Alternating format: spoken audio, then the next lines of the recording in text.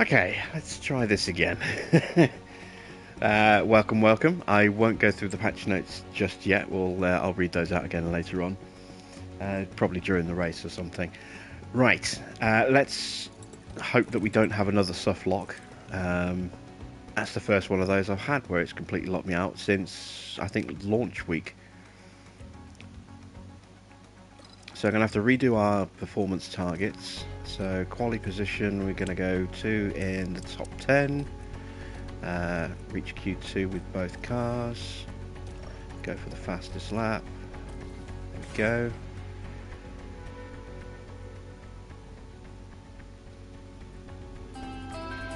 Willkommen, bienvenue, and welcome to Spa-Francorchamps. This circuit was built in 1921, and even though its length was halved in 1979, the Belgian... Okay, we've already watched all that tonight, so we'll skip through that. How you doing, everyone who has joined? Truck has joined us. Good to see you.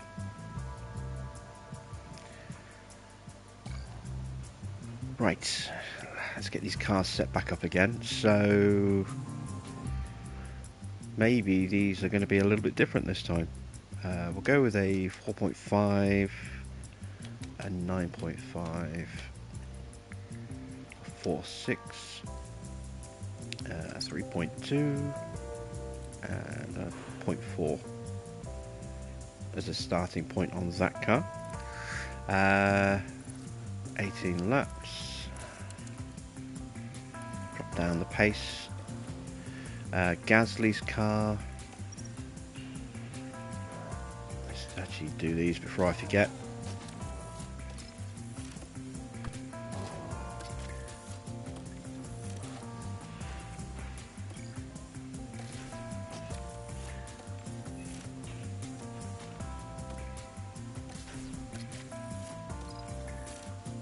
There we go, it's the RS modules, and now for the gearboxes. There. Let's go with that one. And we'll go with that one. Okay. Run plan, 18 laps, drop the pace. And let's do the setup for Pierre's car. So for Pierre's, we'll go with the 3.5, the 9.5, the 3.7, the 3.45, and the 0.85. There we go. Right. Back into FP1. In fact, before we do that, because we're having soft lock issues, I'm going to save after every session that we do here. Just in case we have to restart again. So I'm saving now because we've locked in all the setup and stuff. Otherwise I wouldn't have bothered. But yeah, we'll make sure we do saves between every session now. Can you hear me? Just in case it locks up again.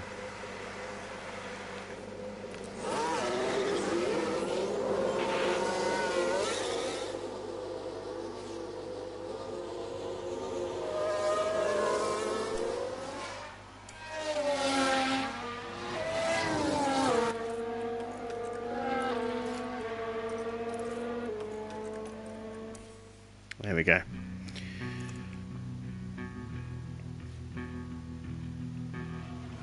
So 18 laps is actually more than half an hour's worth of running. So I'll have to remember that for next time. Let's go to 17 laps. See how that goes.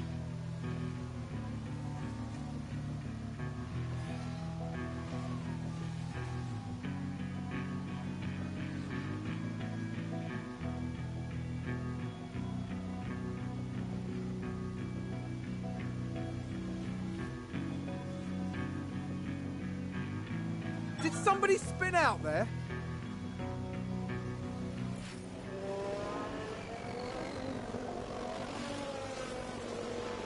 So yeah, for anyone... That engine sounds a bit rough. We've just had a crash on the track. That engine sounds very rough.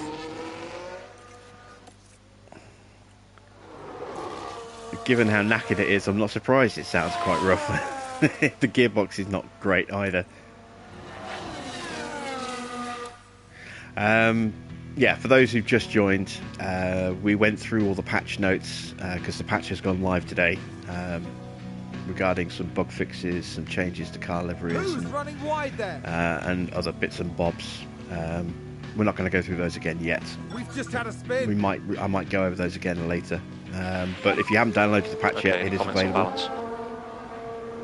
It's live on all systems, apparently. 90% there's a starting setup for Teo there. That's pretty good. About Pierre. 99%. Boom! Look at that. Straight in with the big guns. Fantastic. Yeah, copy that. Oh, we forgot to put Logan in the car. Never mind. We'll make sure we put him in for the next race.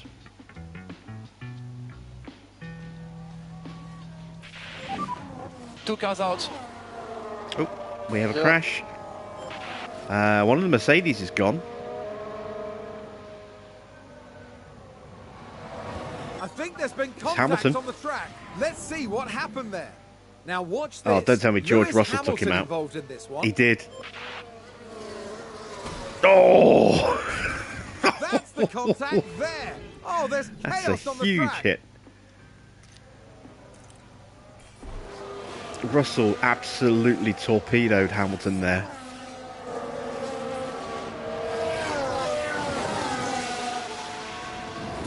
That was a huge hit.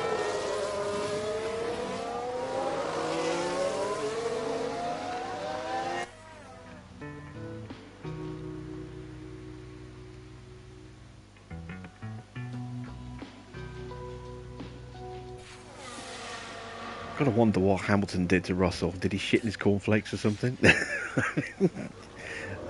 That's a pretty severe reaction. VSC ending.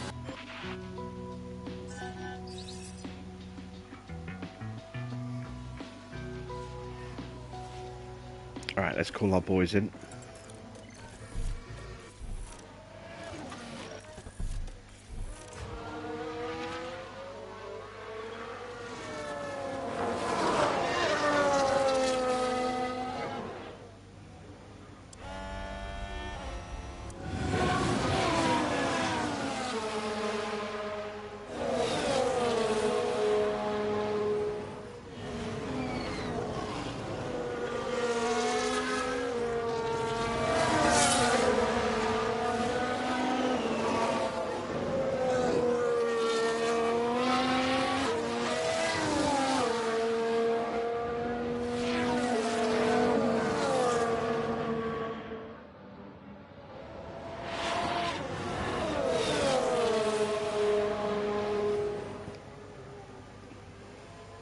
Maybe Russell had been playing some Construction Derby before getting in.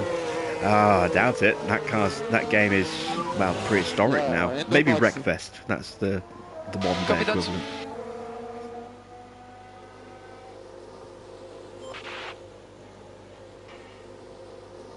Or maybe he was playing in an open lobby on F122.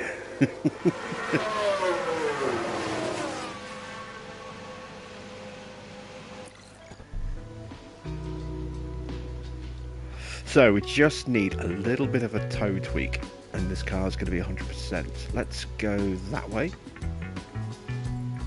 See how that does.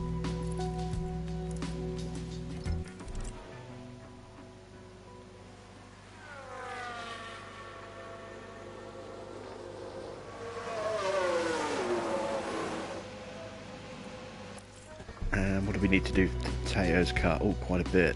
Okay, so we'll go to a 3.5 front wing.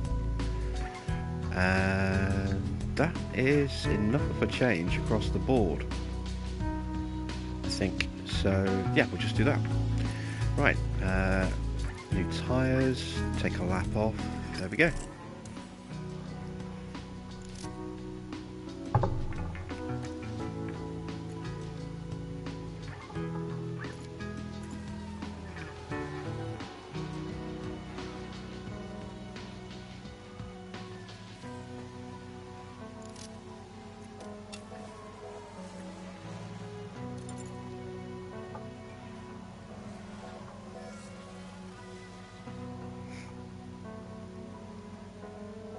I think someone's run wide.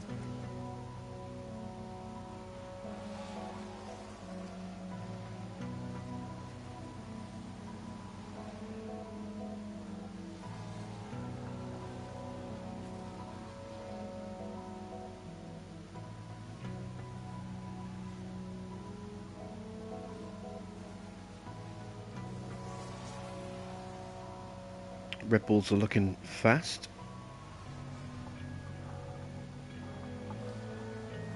Well, Verstappen is looking faster.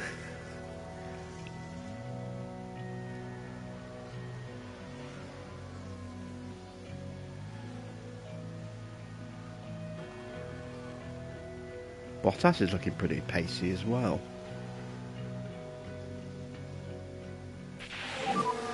Any comments on balance? 92%, so we've gained 2% with that tweak.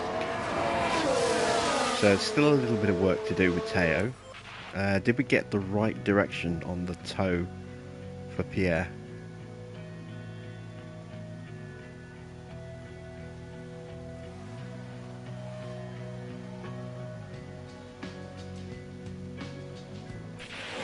No. How is the balance, Is please? the answer. Nice job, guys. Copy.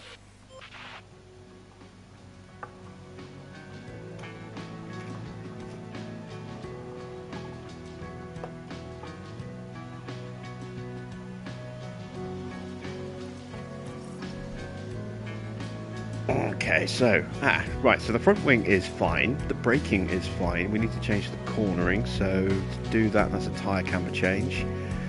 Needs to be significant, so it needs to be at least there.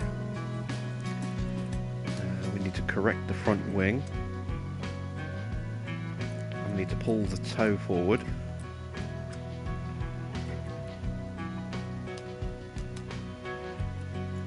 I'm gonna go quite extreme here. I'm gonna go there. That gives us small changes to traction and straight and a decent sized change to cornering, and should theoretically leave our braking and oversteer alone. So I think that could well be 100% there. We'll get some comments when you're plugged back in.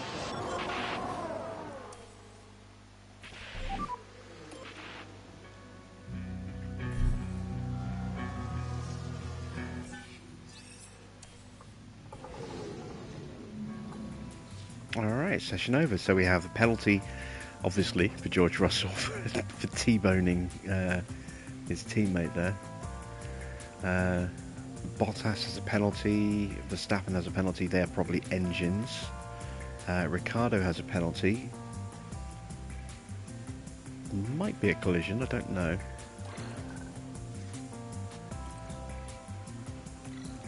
Let's go ahead and make that change here. So we went the wrong way, so let's go that way. That should now be 100%. We will change the compound to hard tyres. We're going to do a single solitary run. We're going to go for 30 laps.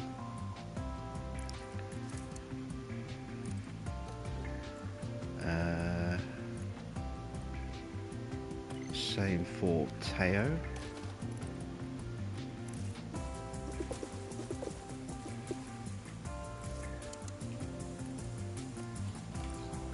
And into practice too. Radio check. Radio check. Radio check. Okay. Radio check. Okay.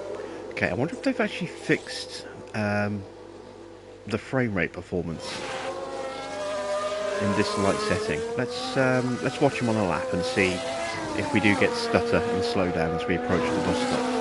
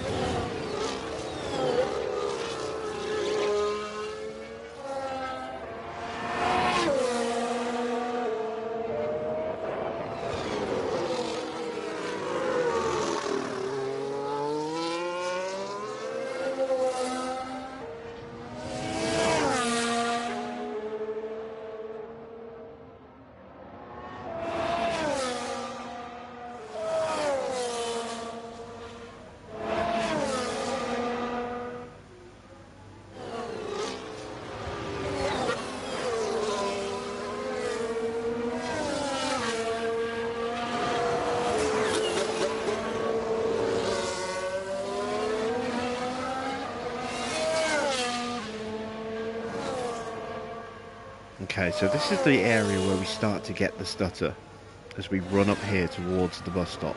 Let's see if it still happens. Yeah, this camera shot has got a little bit of frame stutter, not quite as bad as before, but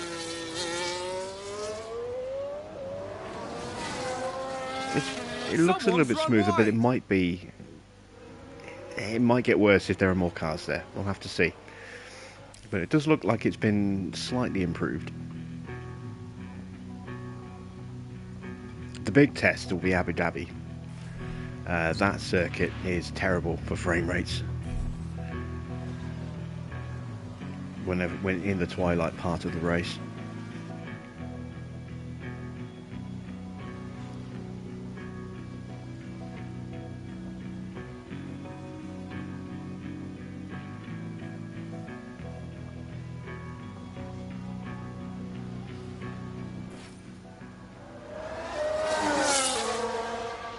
Okay, someone has crashed. It's one of the Alpines at turn 1. I think that was a crash. It's Ocon in the wall.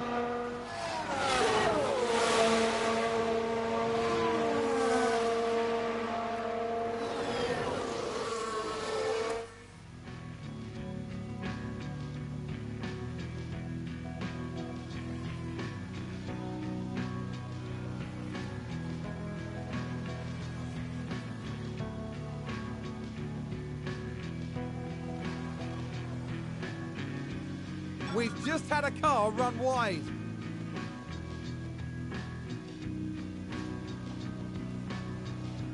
Okay, close to our first bit of feedback. Did we get this right? Have we got 100? Oh! 2 cars out, a lot of debris. Porsche has just been taken out of the race, or out of practice. Don't know what happened, who hit him. But he is completely out. It's a crash, and it's more than one car. All right, We can take a who look took him now. out? Now we see the Williams here. The Aston Martin took him out, I think. Yeah. And that's a big smash. They'll have felt that. Let's take a look at the replay. Now we see the Williams here. I'm not sure which Aston it was. I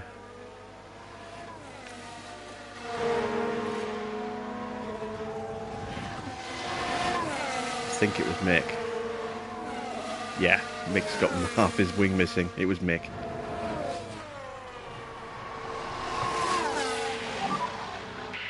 Okay, mate. Oh, he was so Terribly close to sorry. getting feedback as well. That's our race done, unfortunately.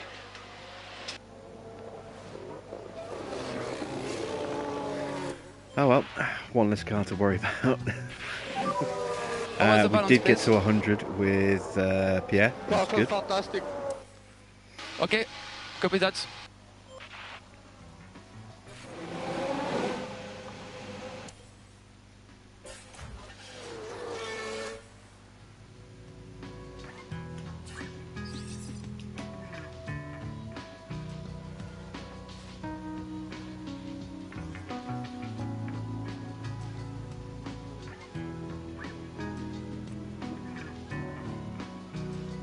Okay, I'm not going to do him on the whole run here. I'm going to pull him in a little bit early.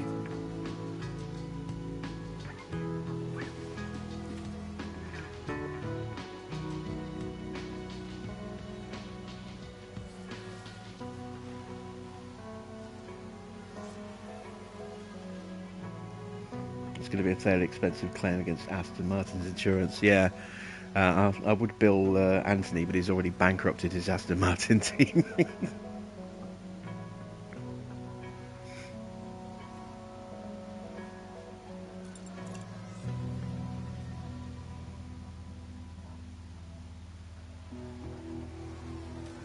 Am I going to be able to improve on Teo next season? In terms of, how do you mean improve on? In terms of changing him to a different driver? Yes, definitely. Okay, I'm just going to write this down. So 3.5. 3.537, 3.45, and then 0.8. Okay.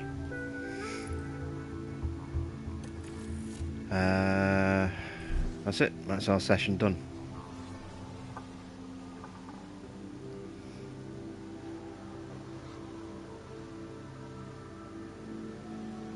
Yeah, we're going to swap out, say, Sounds like we've had a spin. Teo Pourchaire for Lando Norris at the first available opportunity. I think our our hospitality area finishes its upgrade after this race. So we might That sounds be like signing someone's Norris gone after wide this there. race if we have that opportunity. I'm not sure what our finances are looking like. But this is the other reason why you should always run knackered parts in practice, because if you do get T-boned like we just did, or speared, and your car gets wrecked, and I mean like components get completely destroyed, which has happened to us before, it's only destroying crap parts, not brand new, shiny, expensive to replace parts. Can your drivers get poached? No. If you let their contracts expire, then it just comes up with an empty slot and it forces you to sign somebody, even if it's just re-signing the person that's contract just expired, to fill the vacant slot before you can continue. That only happens on the very last day of the year, on the 31st of December, when all the people whose contracts expire go into free agency, and then you can choose who you want, sign them, and then the game won't let you go past that day until you've filled all the vacant slots.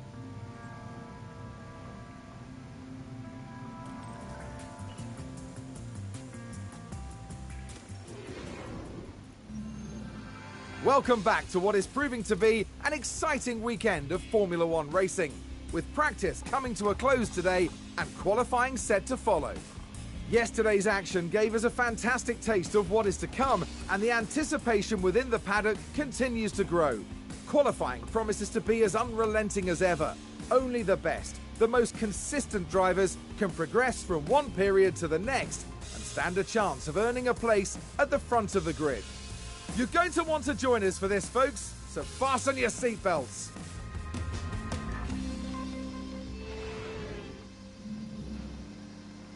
Okay, we have a wet day at some point today. We did have a trashed gearbox there, but that gearbox was already pretty trashed, I think. Or was it? Yeah, it was already pretty knackered anyway. But it does leave us just 2 gearboxes left. I don't know if that's going to make a full session. So we'll have to go with this gearbox, number 4 here.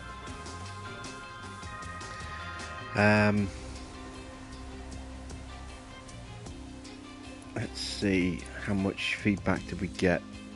Oh, yeah, we are very close to finding out. I think that is 100% setup. Pretty confident in that being 100. So we just need to get him time on the track without being taken out. So we're going to run him for 35 laps. So that should be enough fuel to run the entire session. Hopefully the tyres will last.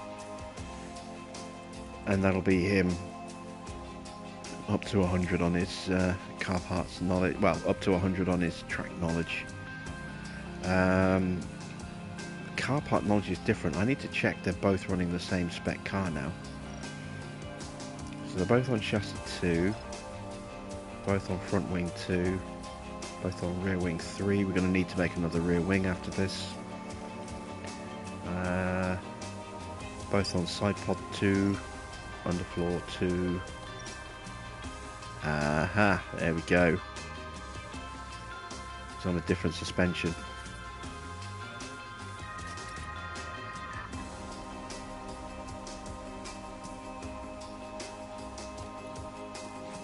Okay, there we go. So that'll improve the brakes a little bit for Teo's car. Going on to that updated suspension.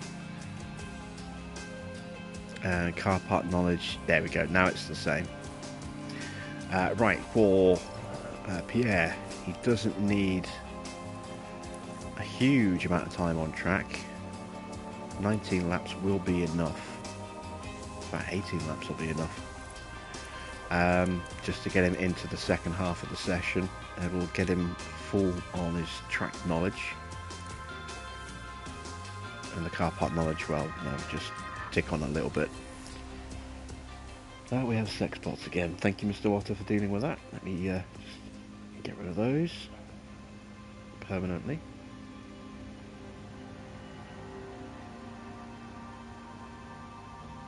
There we go. Okay, radio check. Wonder how many cars are going to be wrecked before the weekend is done. I would say at least 1 or 2 more cars across the whole weekend are going to be totaled.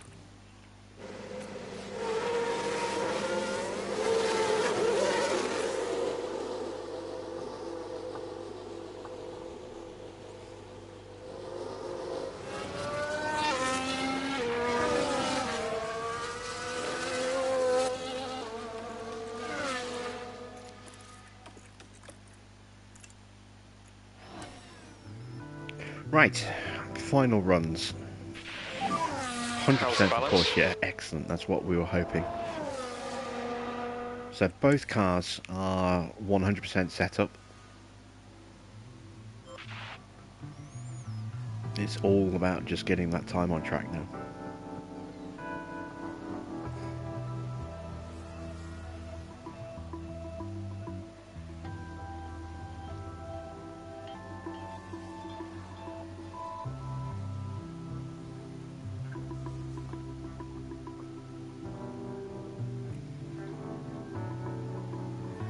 So that's the perfect run there for Gasly. It'll get him up to 100% on his track knowledge. He'll gain some more car part knowledge, and he will carry across into the second half hour, which means he'll get the full XP for running in the session.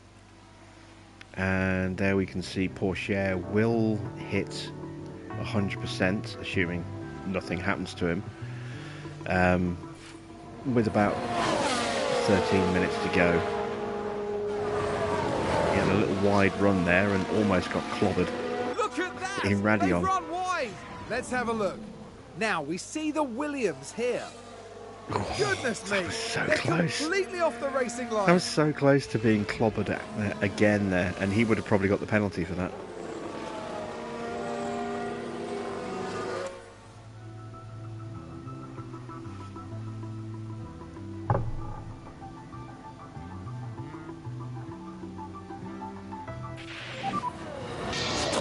Stroll crashed.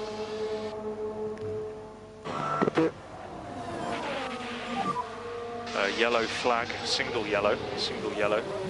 Stroll's gone into the wall at turn 18. The Astons don't seem to like braking at the bus stop there. Another crash? Or is that the same one that we're getting notified about? Okay, yellow. It's Albon going into turn 18 now.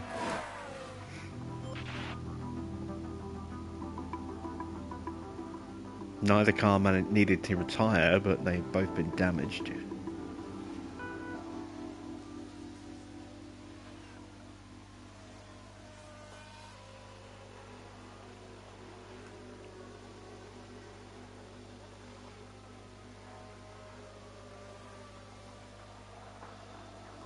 It was Antoine Hubert, I think, if I remember rightly. What was his name?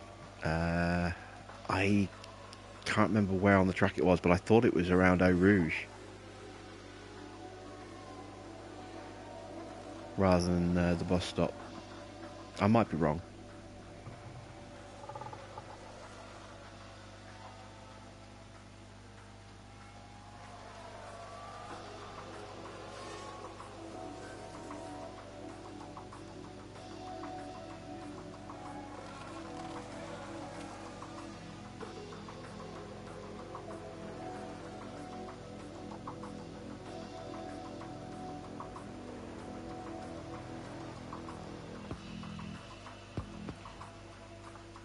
Okay, we're almost there with Teo.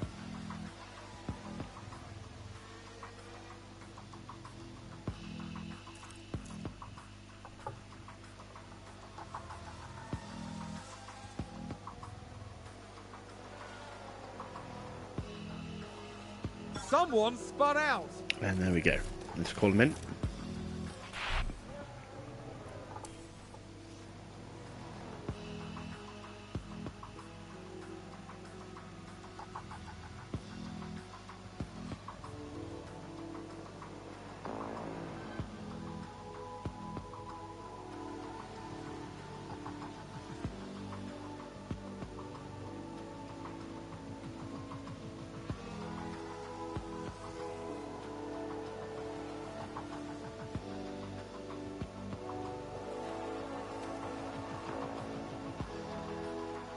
Just running out the clock now.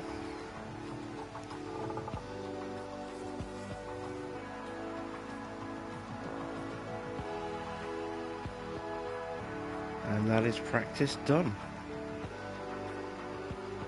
It's a good session all in all, I think. Still learned a lot. Potentially silly question, when a part is upgraded, what happens to the stock of the old ones?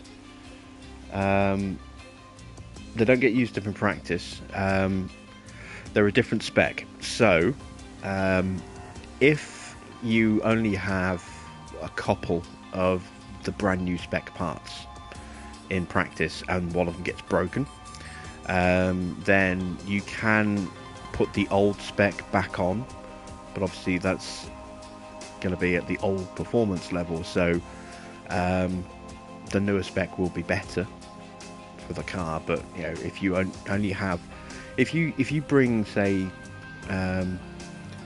3 brand new front wings and you break one in the very first practice session, that leaves you with 2. You've got a choice. You can take one off the car, off one car, and then just have one of those new wings on one car with a spare for that car, and then put the old spec front wing on the car that you took the new one off, and he can run the old spec front wing. Or you can just keep the new spec on both and emergency manufacture some additional new spec wings, which is pricey. With the front wing, I think it's like $500,000 each. Or you can leave them on both cars and just pray that nothing happens to them in the race, because if you get a broken front wing, once you go into qualifying, you can no longer change the spec of your car once they go out on track for the first time. They enter Parc Fermé rules, so you can't make changes to the spec of the car. So if you damage a front wing, you can't replace it with an older spec wing. You can only replace it with the same spec. And if you don't have any spare spec wings, you're kind of in trouble.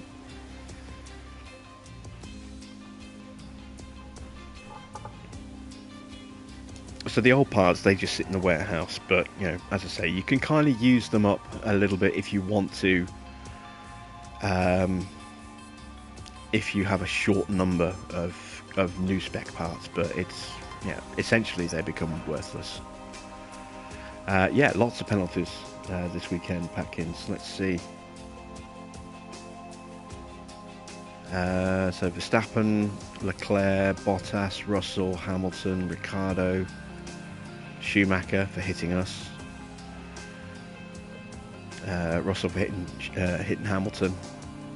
I'm guessing some of these are also damage parts that are being replaced with new parts, and just some are just general wear and tear penalties. Both our drivers have got their 15 out of 15 bonus. You can see here with the car part knowledge, even though it's not at 100, because we got the track knowledge at 100 and the car setup at 100, that only needed to be at 85 or higher. If that isn't at 100, or that isn't at 100, it can sometimes stop you from getting the full 15. So you have a little bit of flexibility with your bonusing. Just going to make a note of Teo's setup because I didn't have any 100% setups in my notebook before this weekend for this race. So 2.5, 9.5, 4.6, that was 3.5 and 0.75. So that'll be our starting point next season. Right. Let's change some parts. Let's get rid of this 9% engine that's on its last legs. We'll go with a 96% engine, and then that's 88. I want to use a 99 engine for Pierre. For the ERS, we need a good module. There we go. And for the gearbox, that one's fine. And we need to put that one in for Pierre. So the parts are changed. We are ready to go racing. Well, ready to go qualifying.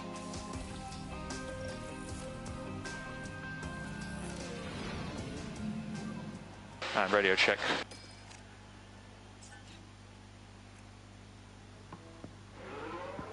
So no rain in the first session.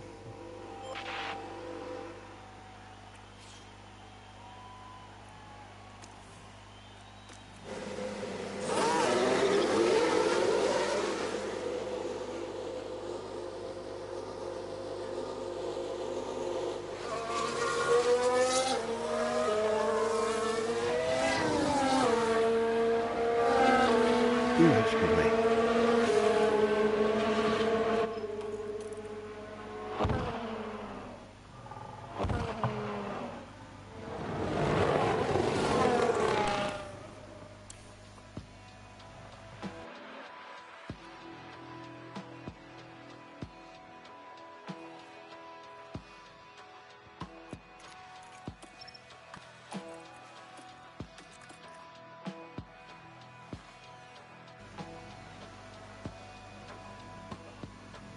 Okay, this is going to be our first chance to see just how quick we are here this weekend.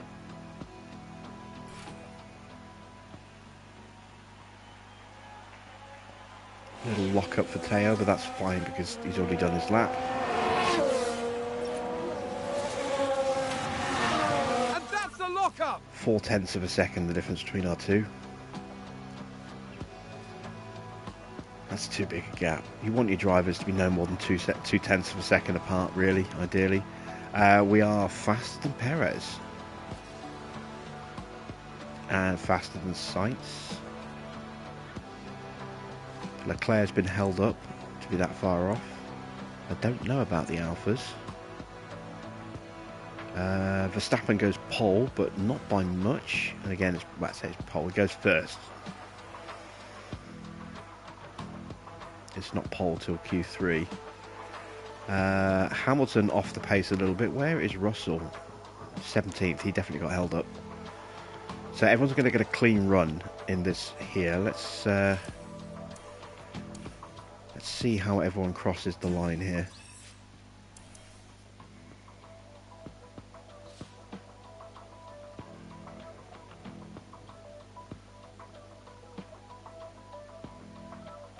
Okay, there's a more representative pace for Leclerc and Sainz. They're slower than the Red Bulls. I'm a little surprised by that, although the Red Bull is the fastest car in terms of straight top speed. And this is a very fast circuit, so yeah, maybe not quite so surprised, but the Ferrari's mighty in the corners. So I'm a little surprised it's that far off. We'll put on some scrubs, but we may change to brand new tyres based on whether it's going to rain in the session or not. So let's check as soon as we get in there. Radio check. Radio check. Oh, it is. It's going to rain straight away.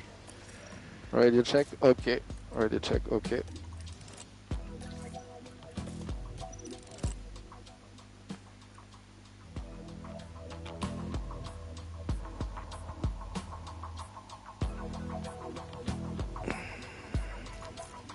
going to rain immediately. I should have put on inters. Well, I haven't said that. Our prediction's telling us 5 minutes till, well, I don't know. Cloudy weather in 5 minutes. We'll just send them out like this and hope.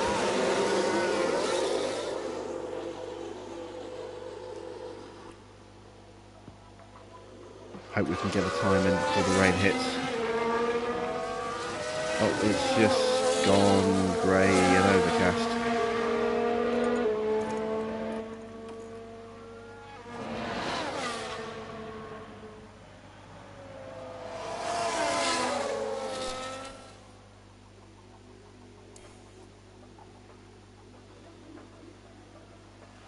No rain yet, though.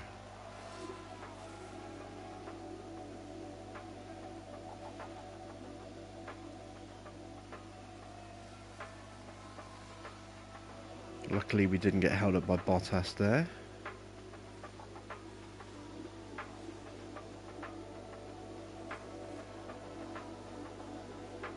Okay, not bad. And there's the rain. Starting to have a little bit of rain.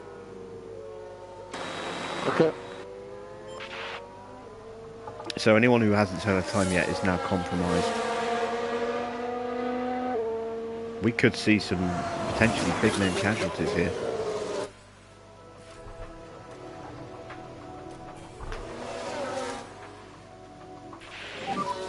Two cars out. Oh, we've got a crash. Yeah.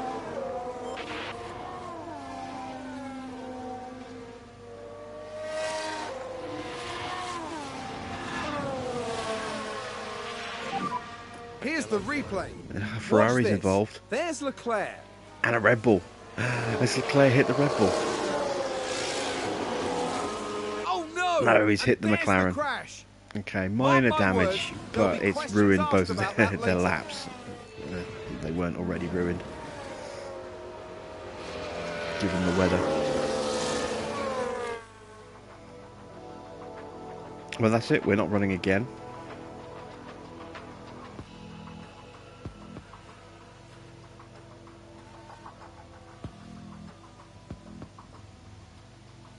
Alright, depending on what happens to the track, if the track dries up again, which I don't think it will, I don't know, it might do. Nope, there we go. Good session, well done. Okay, so we could see a couple of big casualties here. Sainz goes through in 7th. The Red Bulls make it through just. Leclerc's out. Hamilton's out. Bottas is out.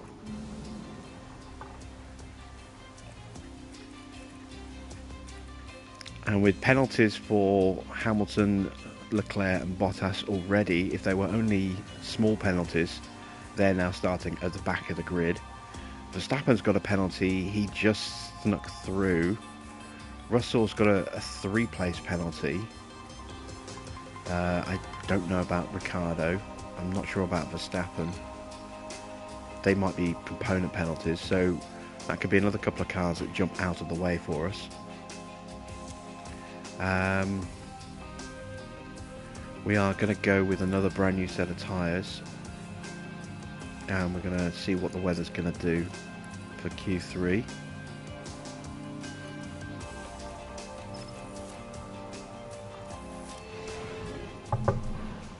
Yeah, we can now, Radio Everyone's check. going that straight away. There's rain coming again.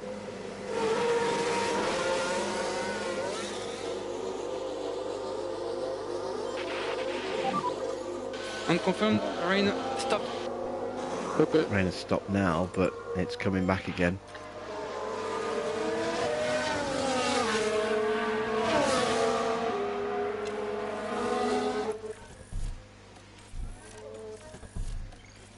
I'm going to take automatic control here.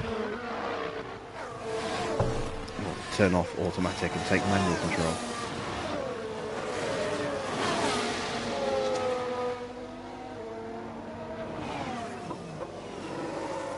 We want to get ourselves ahead of all this traffic.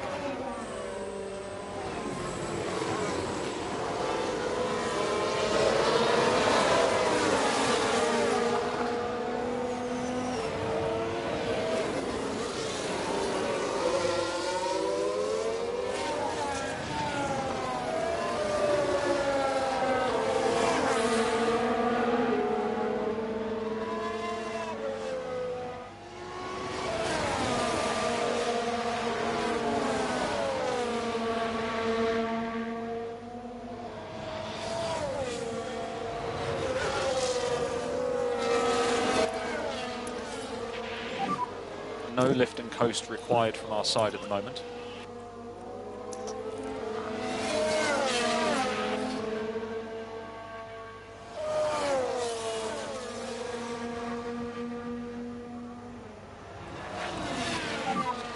Okay, we need some deploy. Okay. Push hard, push hard. Yeah, copy. Alright, so rain is on the Let's way. push, come on. Let's see what we can do.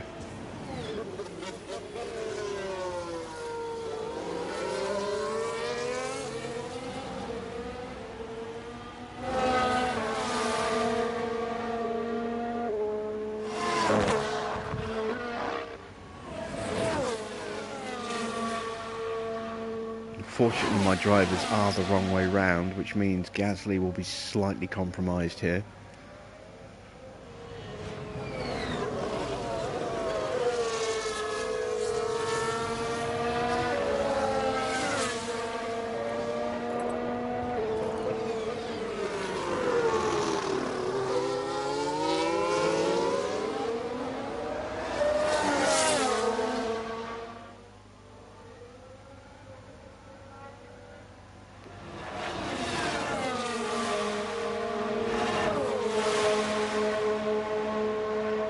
Rain's about to start falling. This is going to compromise everyone else, I think, but we might just about get away with it.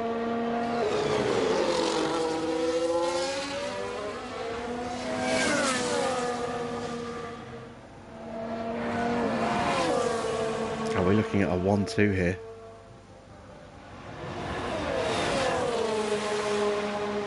Alright, start raining now. Now. Now.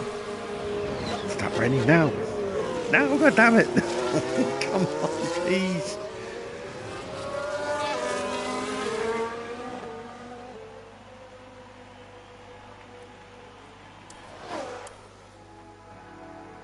Damn it. Oh, there we go. There's the rain. It's too late now. It might affect a couple of people, but... well, yeah, we'll look at that. Oh, no. Perez and Verstappen got in just behind Gasly. But we've got pole position.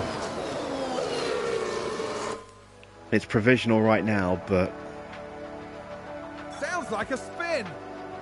I think the track's going to stay a bit too wet for anyone to improve. So, first and fourth, by the look of it. Verstappen's going out on inters. Yeah, all these guys going out on inters here. I don't know why. They're not going to improve.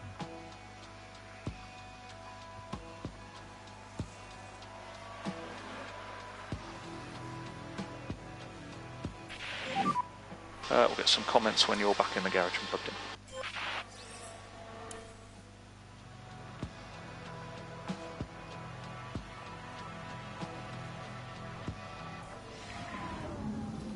And there we go. Pole position. And third place as well because of the penalty for Max Verstappen. So that's pretty good.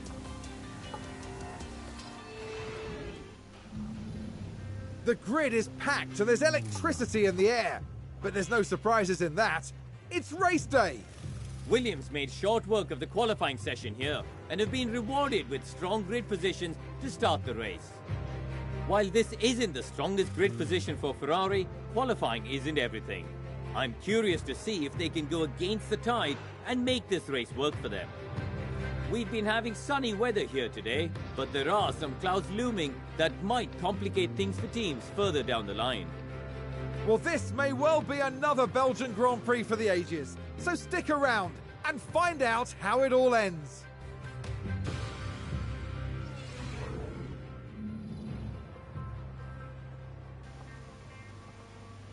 Well, hopefully it ends with a 1-2 for Williams.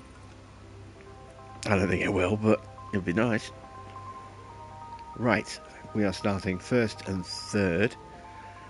Let's decide what to do strategy-wise. Here you can see updated improvements. to how the timings are displayed with hard tyre selected. So that's good to see. I think I might try medium to soft. Might see if I can stretch the mediums.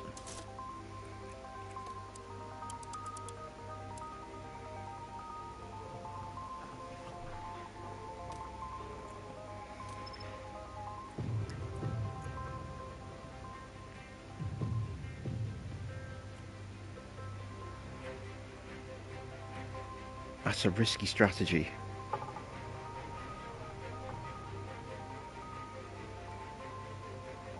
It's a bold strategy, Cotton. Let's see if it pays off for him. Yeah, we're gonna go risky. We're gonna go with the medium to soft and see if we can pull that off. If we get a safety car at any point, we can save our tyres. And then when the rest of the field's on hards at the end, or mediums, we'll be on softs.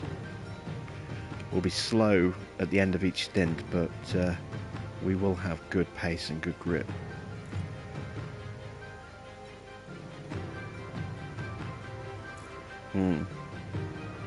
And if we can stay in the DRS of cars that are ahead of us, if cars do get in front of us, as long as we can stay with them, then we can extend the life of our tyres a bit that way as well.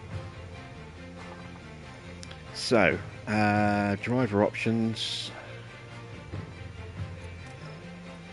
I'm going to push with the battery on the first lap. And we're going to do a slight fuel push for one lap.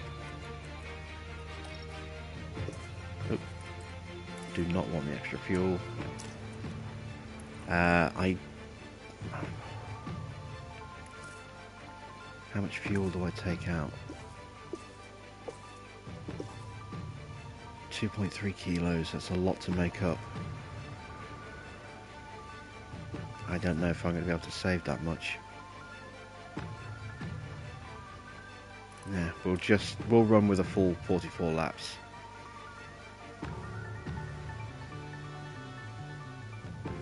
We'll probably end up slightly overfueled, but now you know what, I'm going to gamble on that as well. We might have to run at a lower pace to protect the tyres at some point anyway, so we're going to gamble. We're going to take an extra lap of fuel out of the car as well. I'm betting on a safety car. So if we do get a safety car, we can even convert this. Let's go ahead and plan for that contingency. If we get an early safety car.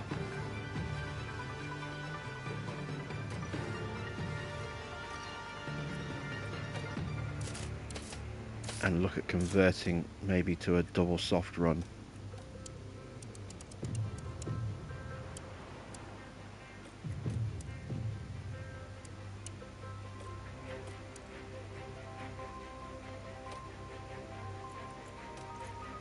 Don't know if that's going to be something that we do, but we'll see what pops up. Right, let's save in case we get another soft lock, because I'm going to be swapping through the grid while we're watching to look at the new car liveries, etc.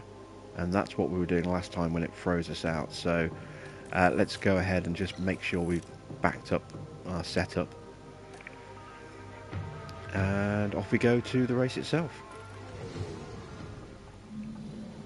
I don't want to tempt fate, but there are quite a few clouds overhead as we look at the then lineup shut on up, the Crofty. grid. And there we have Pierre Gasly. They're in pole position, and they've got to be happy about that. And looking at the second Williams car, starting in third place, they're in a really good position for this race. Will their hard work pay off today?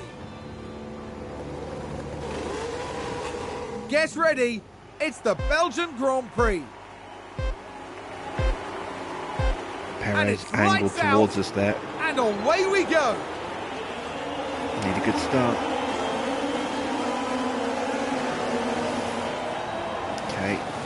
I think we're just about going to hold off Perez.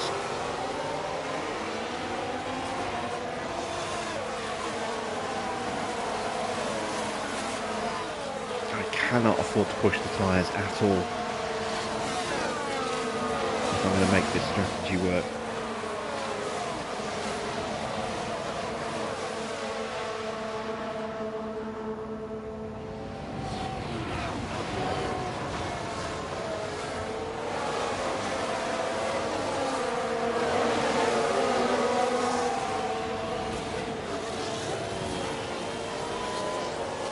Barra says they won't say anything to duty tonight. Yeah, Mr. Waters, stand by to put him in timeout if he even thinks about saying something.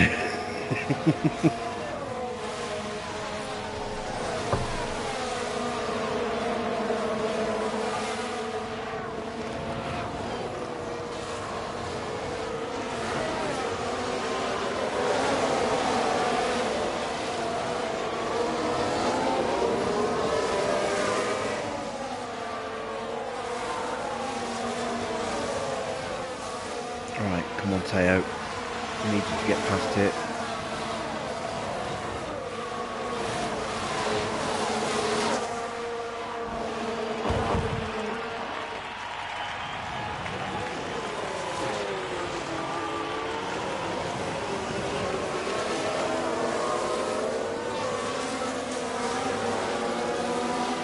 We've almost got our 1 second.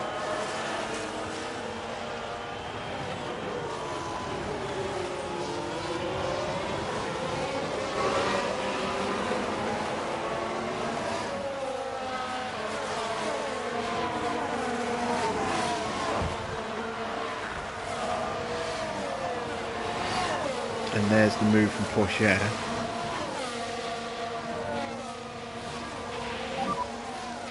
Awesome, keep it up.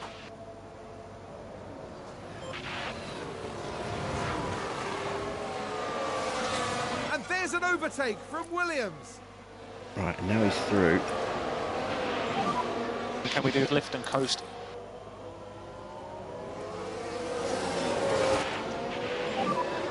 Okay, we'd like you to slow down, please. We'll try and hold Perez behind us if we can. Let Gasly sprint to the end of this lap, just to build that gap up a little bit more, and then we'll do the same with him.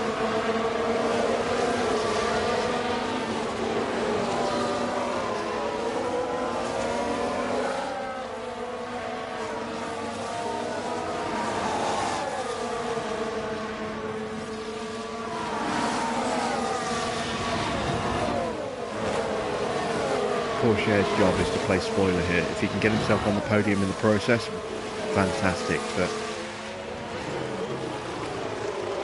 I want him to be the roadblock for Gasly here. DRS enabled, DRS enabled. Need to drop the pace. Right, that is a lot of fuel that we need to save over the We course need of a the race. little bit more lift off if you can, please. We need a little bit more. Yeah.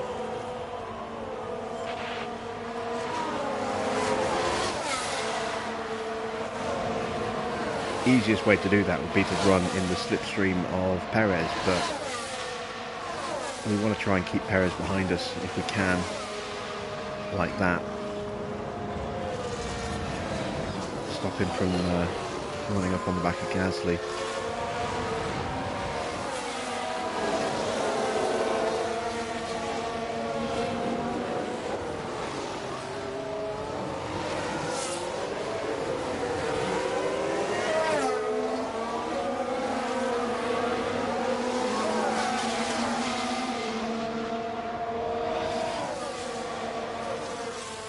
Norris in fourth. He's having a strong starting place. He's fighting with Sykes.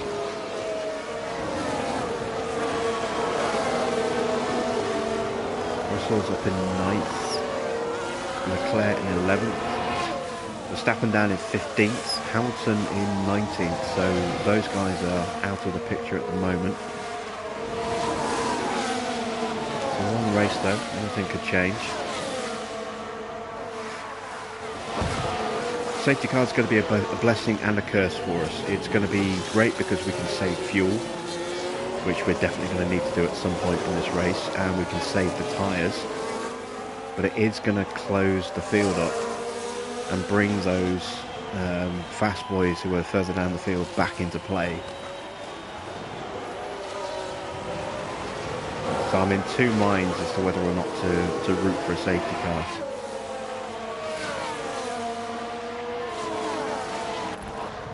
I'll start saving a bit of fuel with Gasly Fifth now, for the fuel. while he's got a 3-second lead. Porsche is about to get overtaken.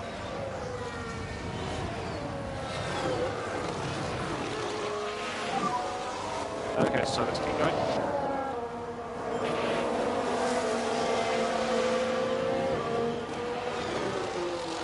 Red Bull moved up.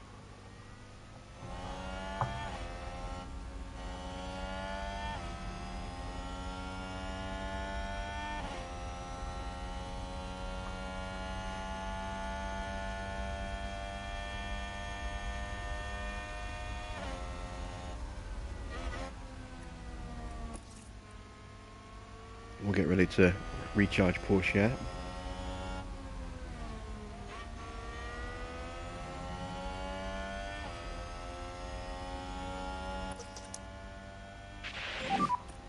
Okay, recharge on, recharge on. He's actually looking for a pass here.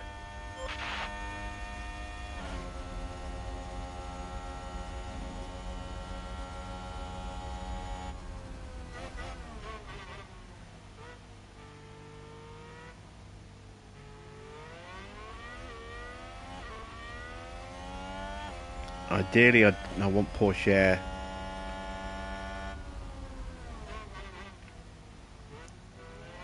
I kind of want him to stay behind Perez, so that Perez doesn't get the chance to keep leapfrogging past him and close the gap to Gasly that way. But at the same time, I kind of want Porsche to be ahead of Perez, so that he can try and slow him down.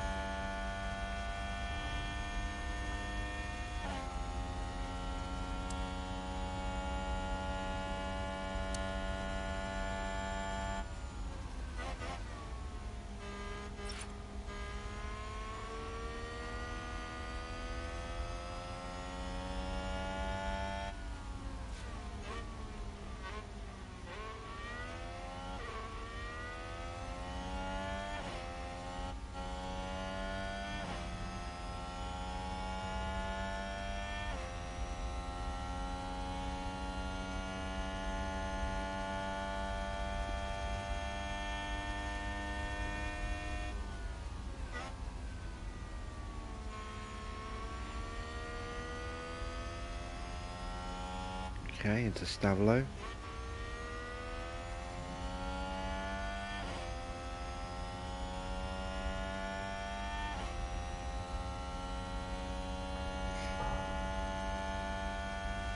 Norris and Sainz are just outside of a second.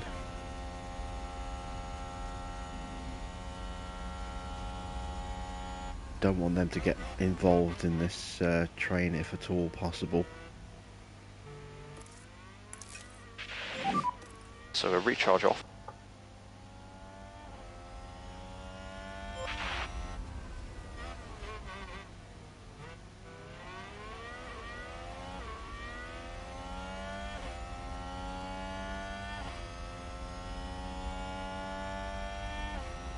Right, are we going to get the move done here?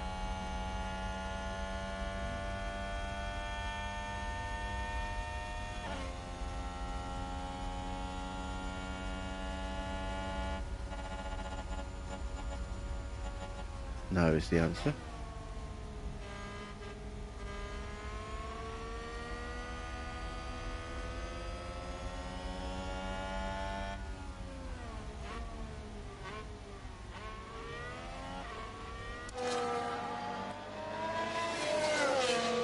Tyre wear just slightly above the prediction line right now.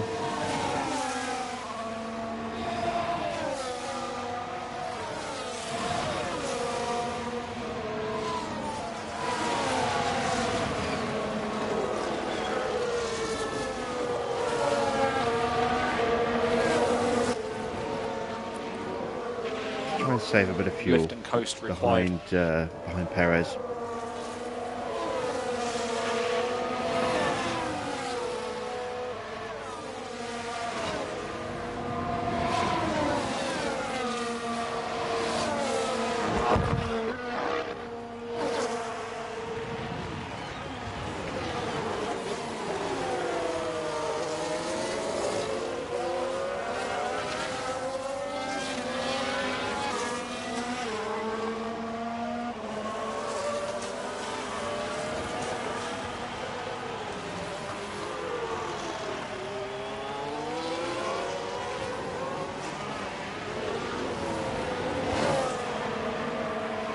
Norris is doing a really good job holding up Sainz here.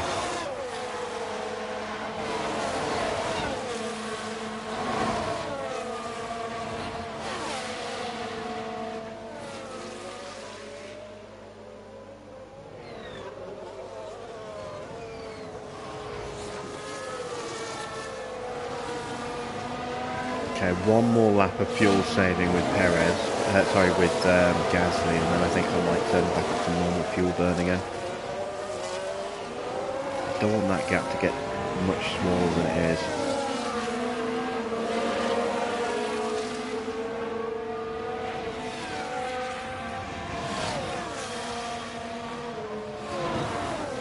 Porsche is doing a great job right now, just sitting in the slipstream. This is where our high-speed cornering really comes into its own. Not only are we best in class in high-speed cornering, but we're best in class in high-speed dirty air cornering as well. So we can follow close behind like this, even with a reduced tyre wear and a reduced fuel burn. We're still just right on the gearbox of Perez here.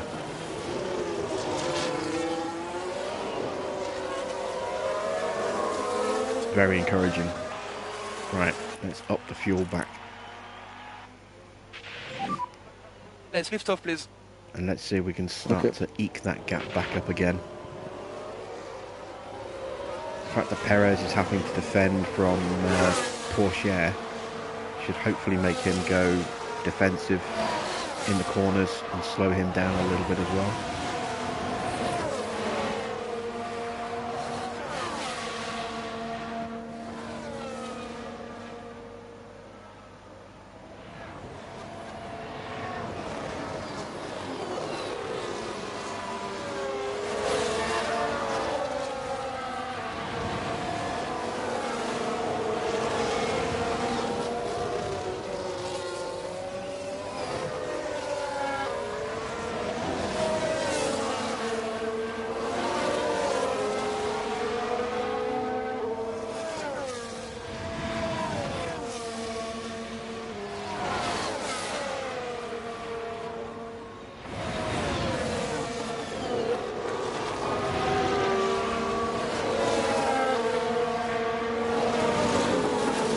While we have a slight deficit to the Red Bulls in the top speed areas of the track, we are definitely faster through here. You can see Gasly pulling away again now through this section of the track.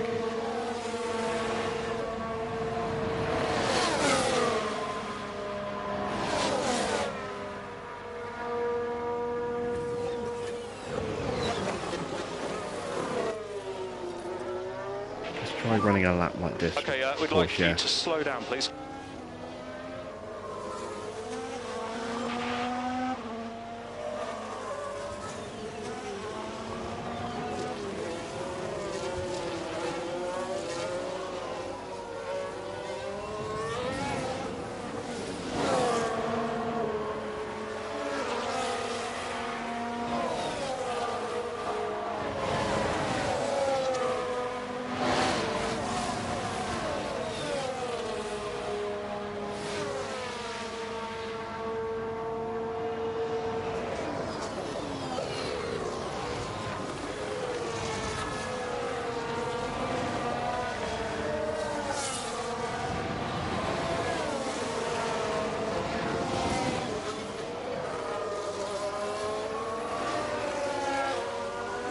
So patrol officers out tomorrow. I did actually get offered the chance for a key. I haven't replied to that chance yet.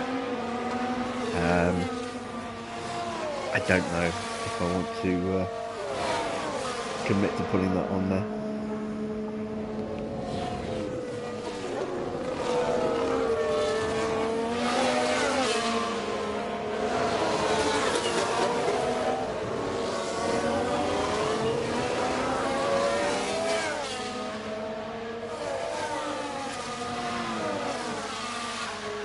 Gasly's increasing his lead again. Let's try running Gasly on conserve. Need to drop the pace. Okay.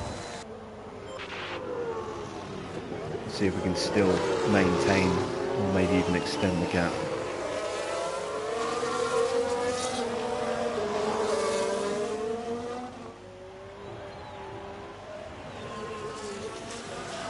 Porsche is definitely not quite as quick with the double conserving, but he's staying close enough to get the DRS, which pulls him right back up again.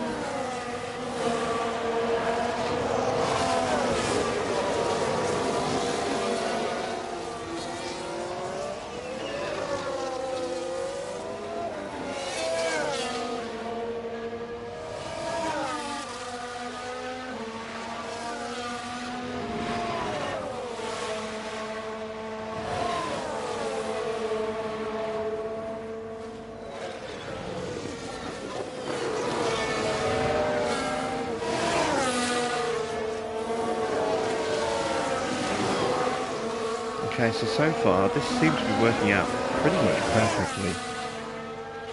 We're keeping the gap to Perez at around 1.8 seconds. Porsche is staying close and harrying Perez, all the while saving both tyres and fuel. Gasly is saving his tyres and has already done some fuel saving. And we're still keeping the gap, you know, on a gradual increase to Norris and Sainz behind as well.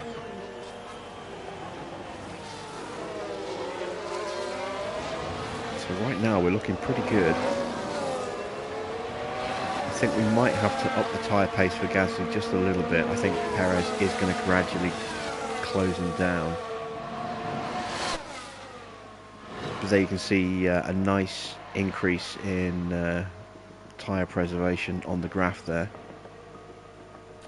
The longer we can make these mediums last, the better shape we'll be in when we put on the softs.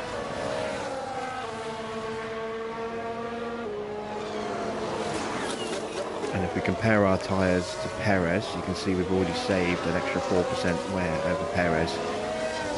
He's having to do all the work, and Porsche is just sitting behind him and reaping all the benefits. And we're not quick enough to actually make the pass. We're just quick enough to stay with him and harry him, so he's not getting the DRS leapfrogging to close down Gasly. He's lapping about a tenth of a second quicker, but we'll keep an eye on that.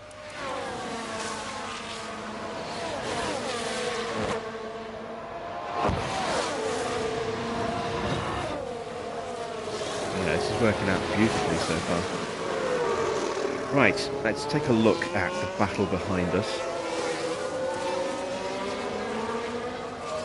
So I have noticed a little bit of a change to the McLaren in terms of its livery. I've seen a little bit more black on their car.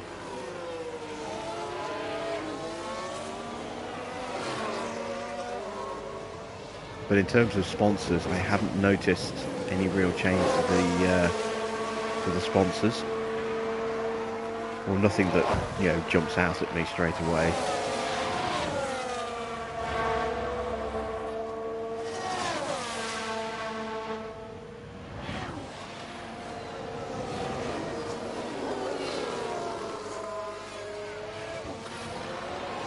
think the side pods have been updated as well. They don't look quite as bulky as they did before.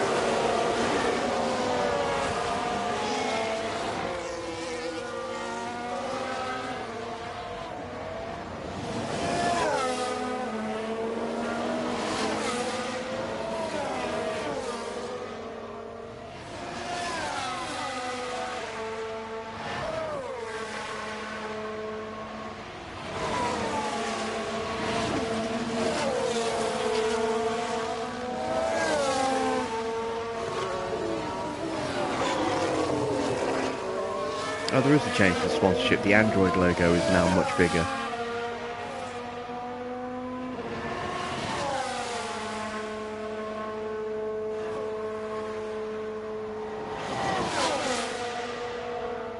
Let's have a look at the Ferrari.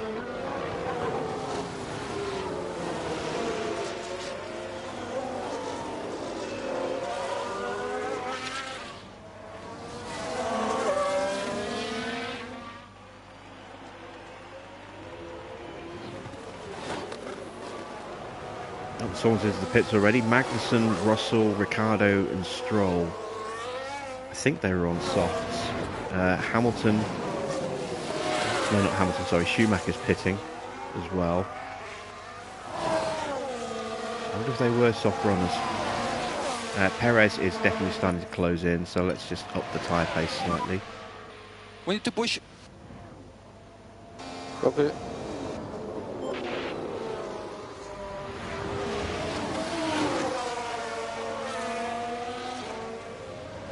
I can't remember if the Ferrari had that. Oh no, Teo. Ah, you were doing such a good job. Okay. They've locked up and gone straight on. That's a pain. I can't remember. Did the Ferrari have the 75 anniversary logo on the back of the tail fin before the patch or not?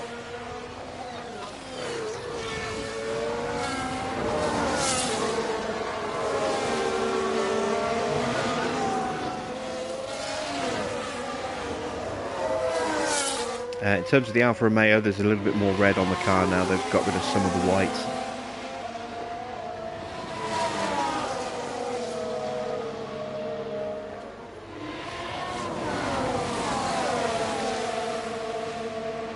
I'm not sure about sponsorship changes on there. I've not really paid that much attention to the Alfa Romeo cars.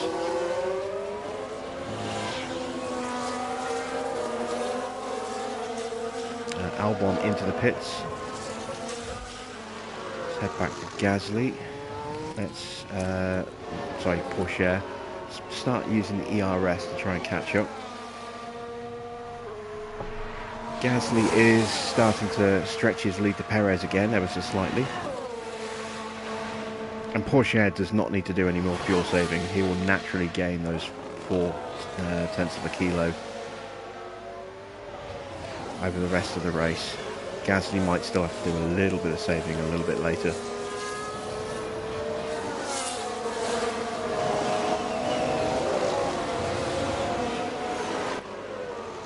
Tyre wear looking much better now.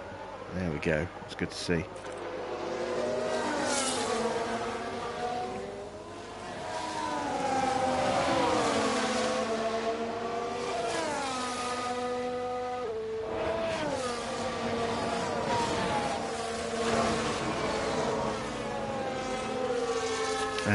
Leaderboard check. Leclerc now up to 10th, Hamilton up to 13th.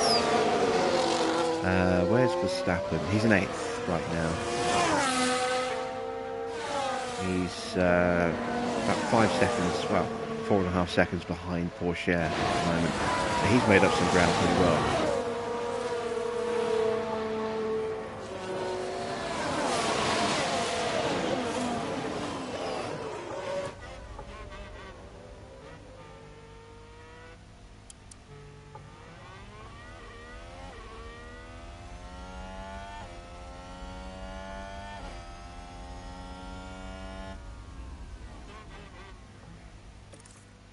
Just to speed up the catching.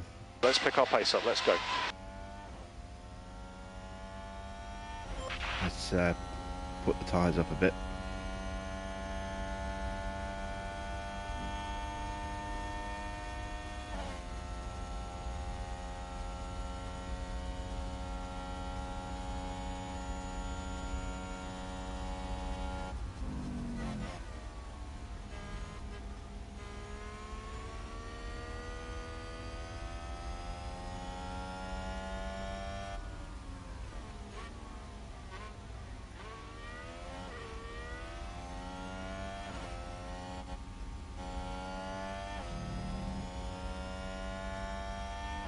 Okay, we are definitely closing in.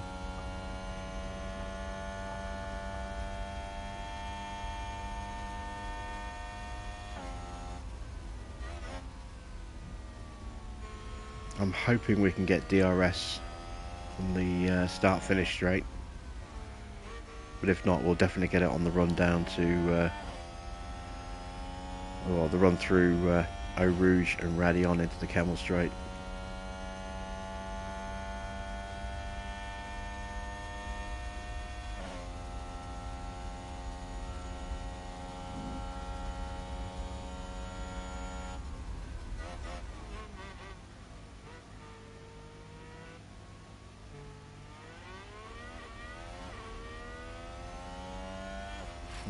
Didn't get it this lap, but we have taken fastest lap.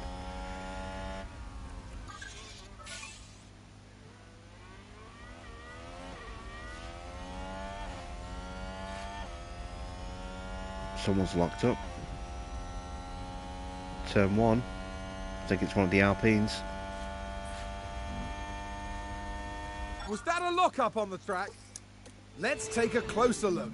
Now have a watch of this. Looks like Ocon. They've lost it. He was They've close to locked up. spearing his teammate there. And the team had such high hopes today.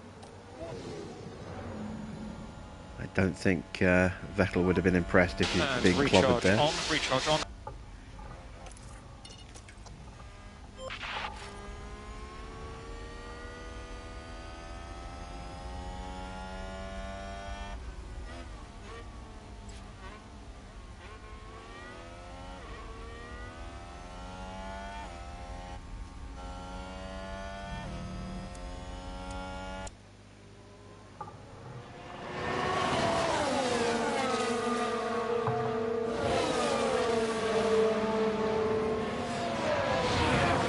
So we've got the race comfortably in hand at the moment with Gasly. That's nice to see.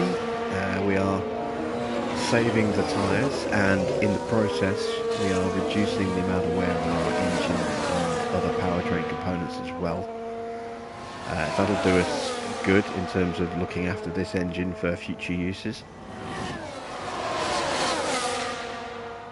Still got a few very fast tracks where we want strong engines, you know, later in the season.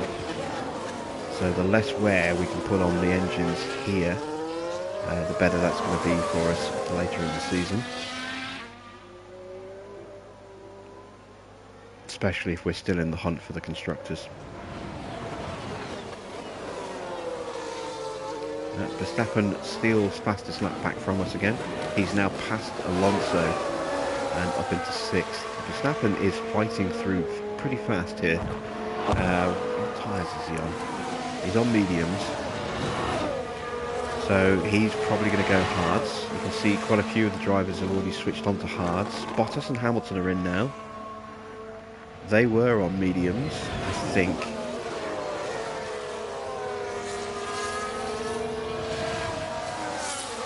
Oh no, they weren't. They're going on to mediums now. What were they on? Let's have a look. Tyre history. Oh, they were on softs. They stretched their softs to 16 laps.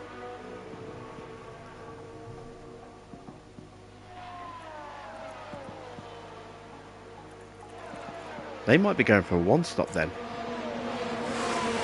They might be going soft medium to the end.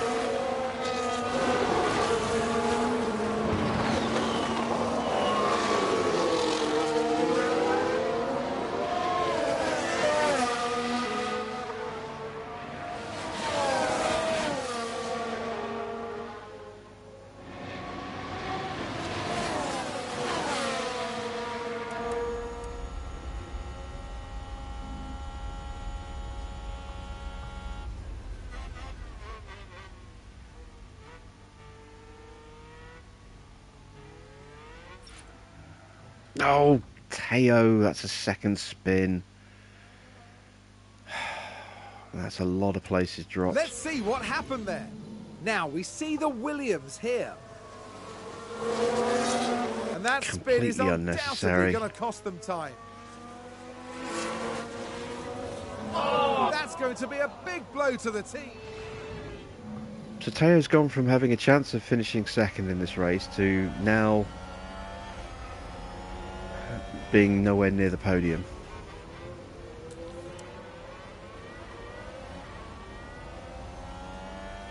More points just thrown away.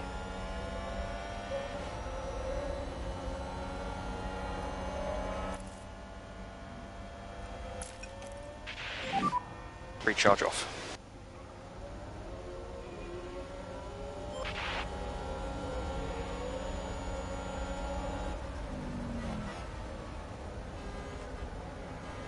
Luckily the field ahead isn't too spaced out. They're relatively close to each other. You know, from Verstappen back, you know, there's no huge gaps.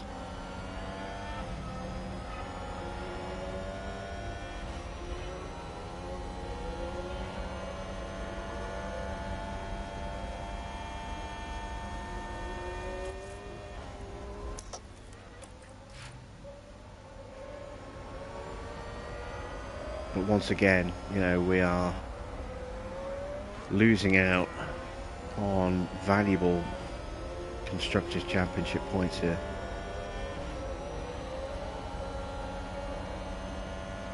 Thanks to our young drivers' inexperience. I mean, we do need to get on top of the brakes for this car. They are not the best. Oh, here we go. First pit stops. Sainz, Norris, Verstappen, Alonso, Vettel all pitting. Sainz in the pits. Which means Leclerc may well be pitting next lap, along with Perez.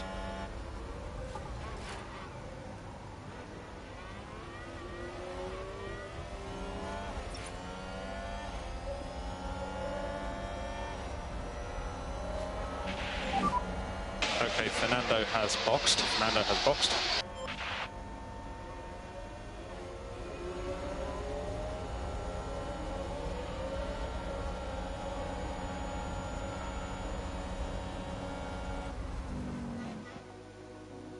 We can definitely extend our tyre stint a little bit.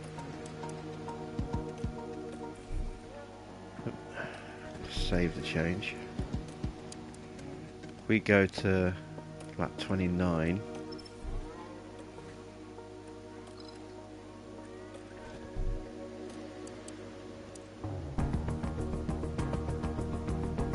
And lap 28.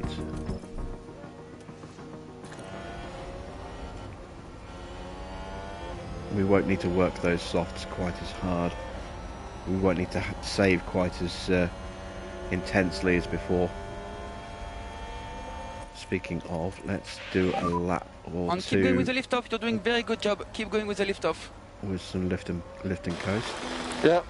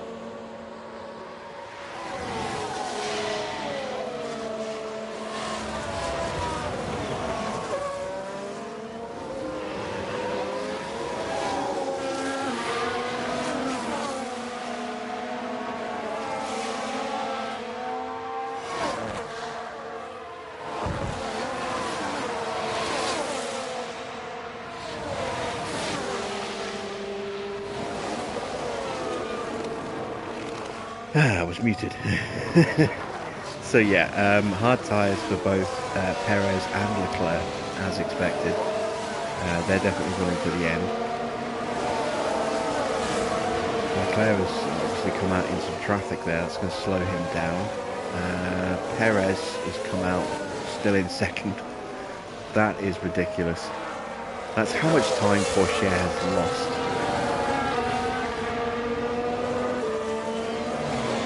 That he's pitted and still come out ahead of Porsche. This is why I'm looking to replace him with Norris. I was going to give Porsche to the end of the season, but I don't think I'm going to do that now. I think I'm going to replace him at the earliest possible opportunity.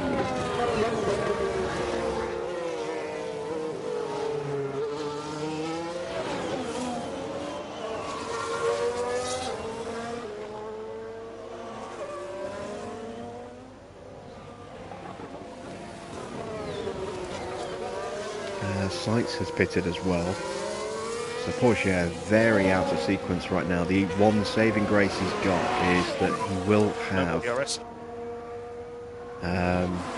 soft tyres to go onto, but unfortunately I've got no battery left, so I can't close the gap to Perez enough before Perez gets up to speed. I think Perez is just going to pull away from me now.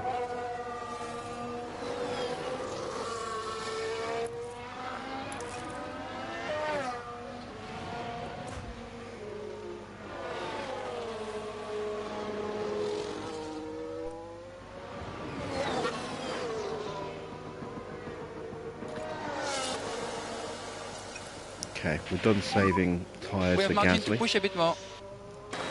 Okay.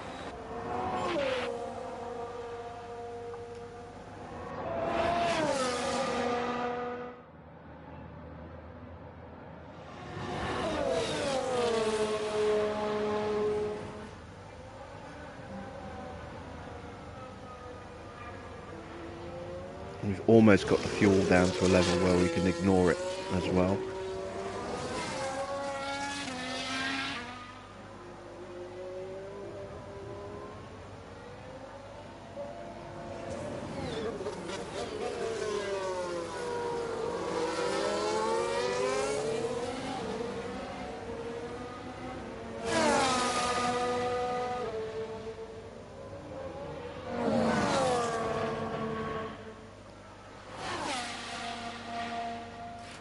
Norris, oh god, another lockup. What is going on with Teo today? Let's take a look at the replay. Now we see the Williams here. Well, I don't know what... Oh, big lockup there. Okay, if we can get Norris after this race, that's it. Porsche's gone. He's not even been pushing. At no point has he been pushing apart from the first lap.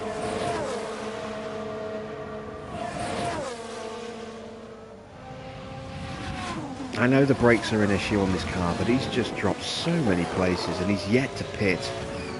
When he pits, he's going to lose about 16, 17, 18 seconds, which is going to drop him all the way down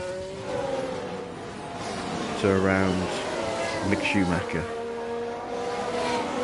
It's going to drop him to the back of the grid.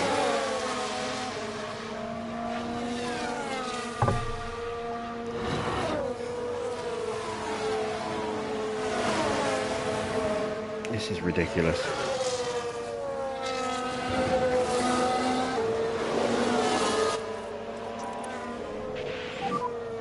Let's lift off, please.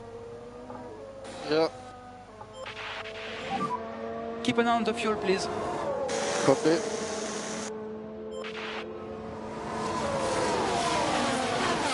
What's even more annoying is he's got the full 15-point bonus, so his braking, his control, his reactions, his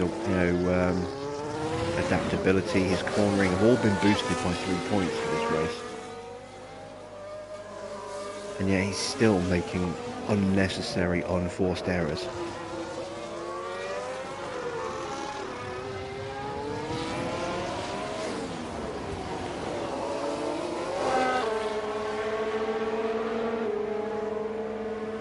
He's cost us huge points. He's going to be lucky to get in the points now.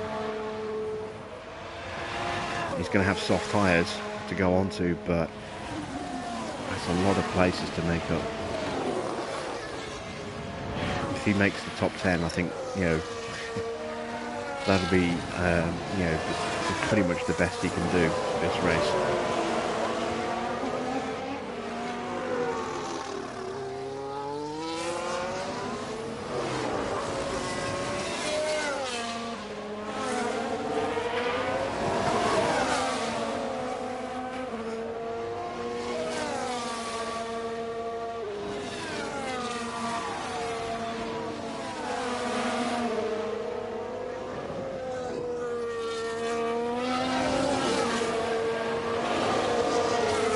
I can see why Gunther Steiner's has come out and said no more rookies at Haas. I feel his, you know, frustration right now.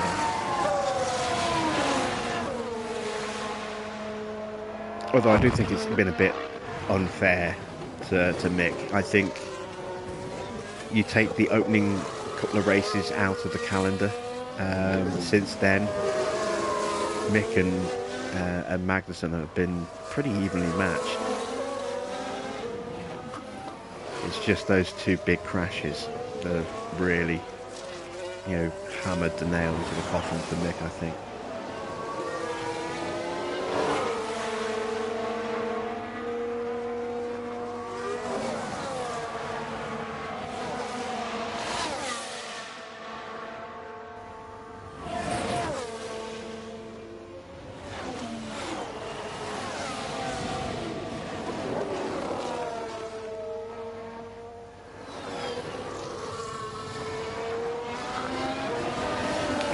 So, Gasly's going to come out behind Perez, but I think he'll come out just ahead of Sainz. It'll be close. And he should be able to pull away from Sainz pretty quickly. We are about to open the pit windows for both drivers. I was going to pull Gasly in first, but I'm actually going to pull Pourchaire in first. His tyres are slightly worse, and I think he could do with the extra grip a little bit earlier.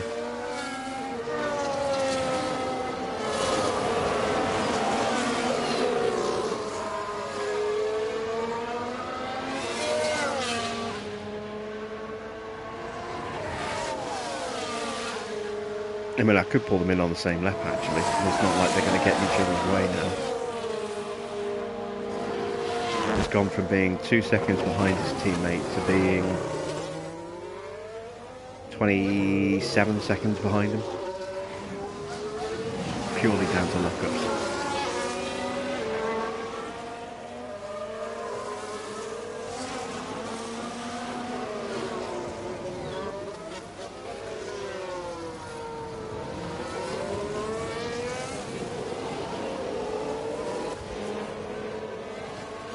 Checking with Gasly. Doing his thing. Tyres are fine compared to the predictions. Let's have a look at that battle behind us.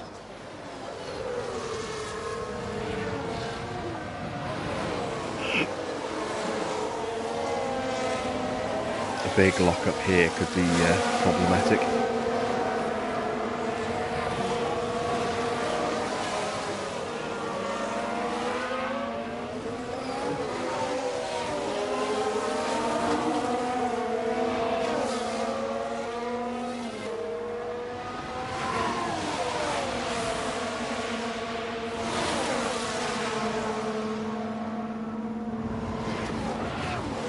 I've just realised Leclerc has still yet to get past Magnussen since he came out from the pits.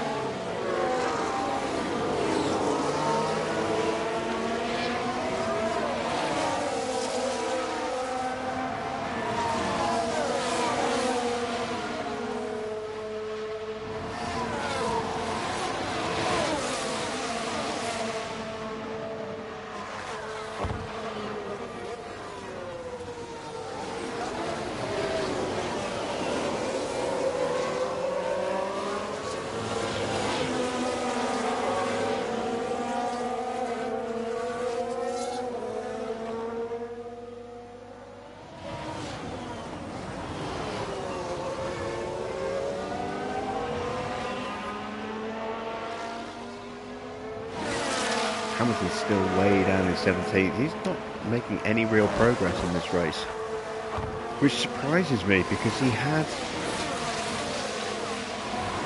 a new engine, I think, going into this race. Maybe Mercedes brought a new. Maybe he's got a damaged chassis. I don't know where it would have damaged though. He's not had an off in this race. I just don't understand why he's so far off the pace.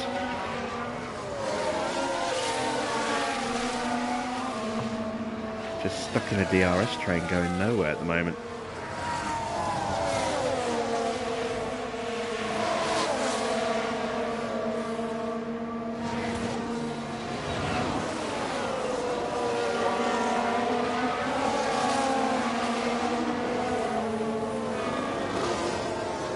Right, now I would like a safety car.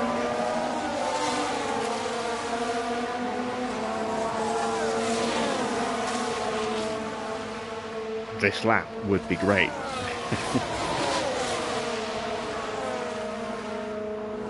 Go on, Leclerc. Smash into Magnussen. I dare you.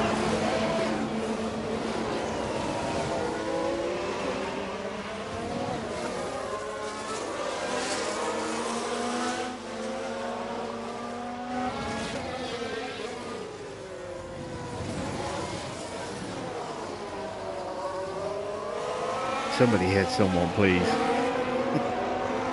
Let me make a pit stop on the safety car to keep the lead, and bring Porsche back into play by not dropping a ton of places, just a few places, and then close the field back up so he can start working his way through traffic.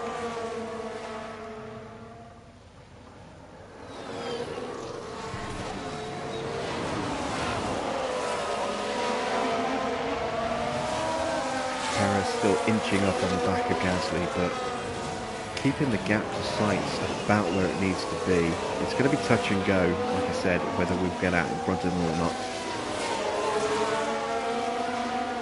The pitting next lap for both drivers.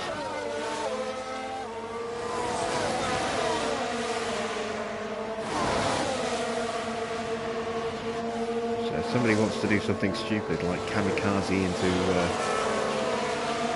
a corner, it'd be nice if they did it this lap or early into the next one.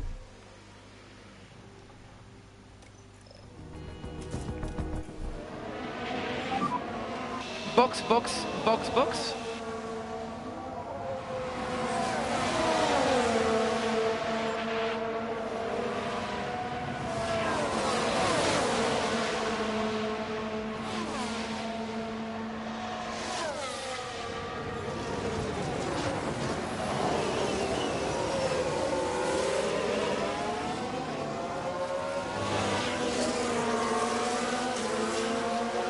They're all so well behaved.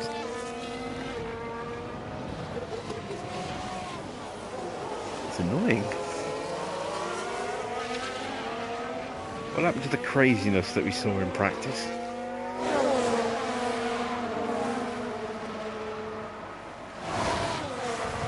The way Porsche's racing going is causing him hitting someone. Yeah, probably.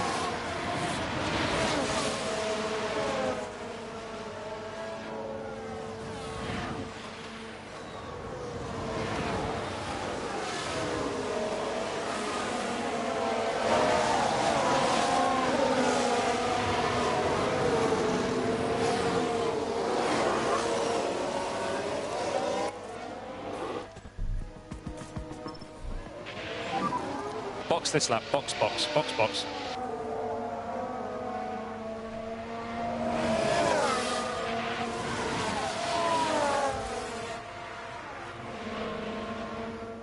Alright, pit stop coming up. Yeah, in the box. Okay, copy that.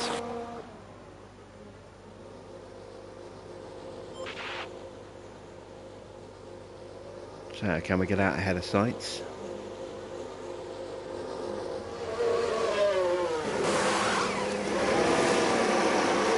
.4, that's a decent stop.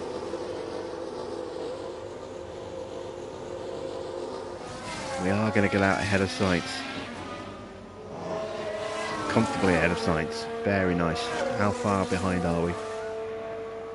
4.5 seconds. That's not bad. Porsche in for his stop.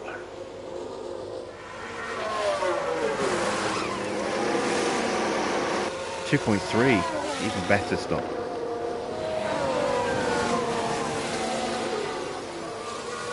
But he has come out. Oh, actually he's come out ahead of that battle. That was vital. Absolutely vital that we come out ahead of that cluster of traffic there.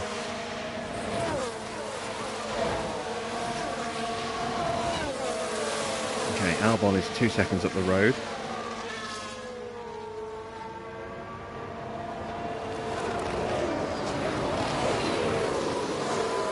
Not a massive advantage in terms of tyre grip at the moment. I mean, we've got it a decent advantage right now, but we won't have it about 5 laps time.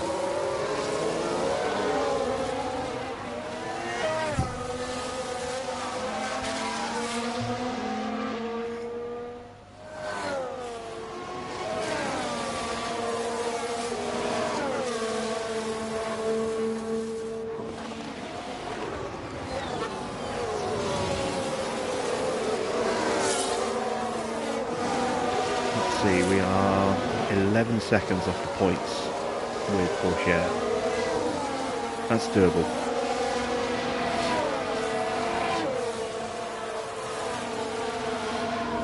We're only 12 seconds off Russell. That's 6th place. So yeah, it's very doable. Getting Porsche back into a decent point scoring finish. 15 laps on softs, yeah, it's a bit of a push, but we can do it. As you can see there, we really extended those mediums by looking after them.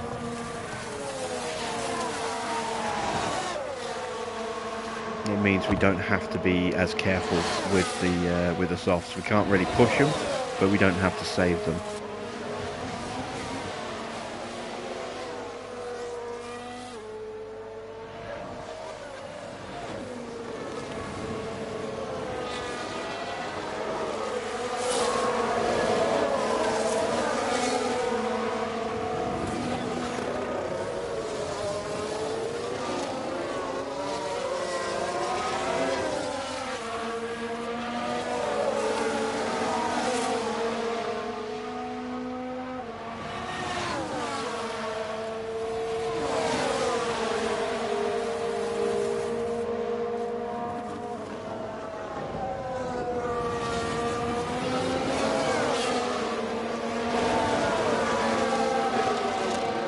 We are going to have a significant pace drop off at the end of the lap. Sorry, at the end of the race. That's a given. But even so, they're still going to be pretty pacey, these tyres.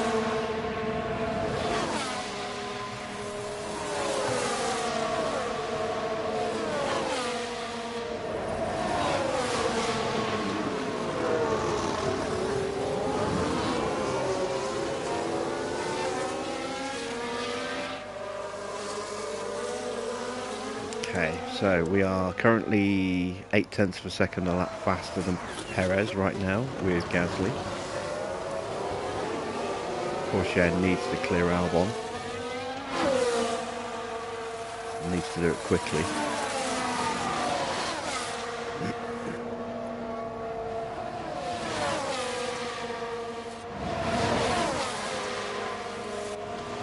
And he's not making the move. See if we can focus on recharge, please. Let's get some battery in his car while we're stuck behind him.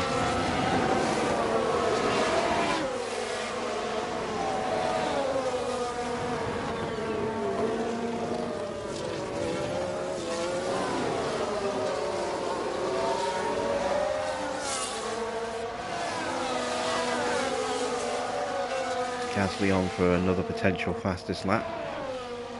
1:44.4, the current fastest.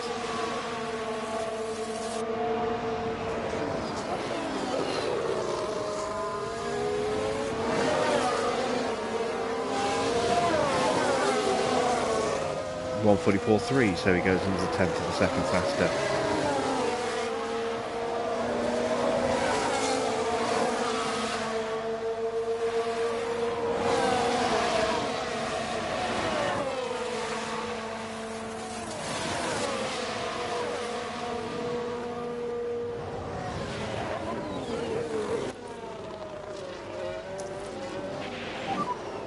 Overtake available.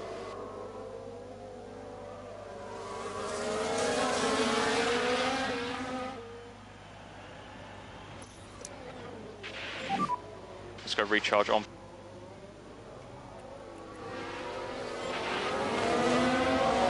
should have been past Albon already by now. This is annoying. Press and hold overtake now, please. Press and hold overtake now. Come on, make the move. No. Keep an eye on the fuel, please.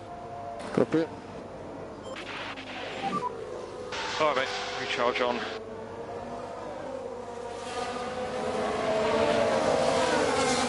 Right, let's try and get him coming out of no name.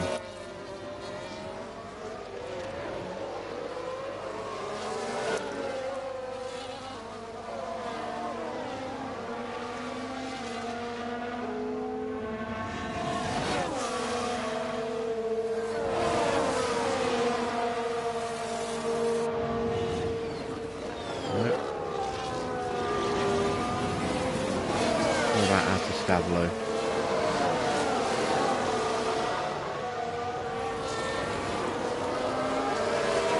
And side by side, here we go, here's the move.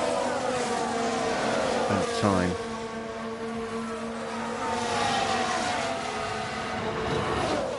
Just going to give up DRS in the process though.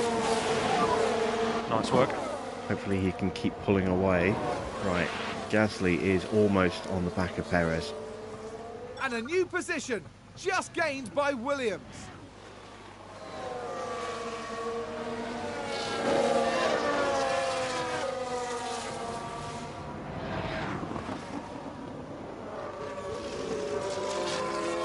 He's wasted the best laps of his tyres, just sat behind Albon.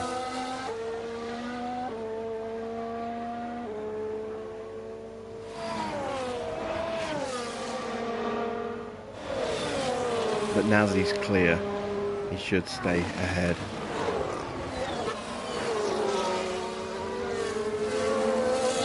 Even down the Camel Straight, Albon barely closed in on him. And now we've got a long queue of traffic, not too far ahead.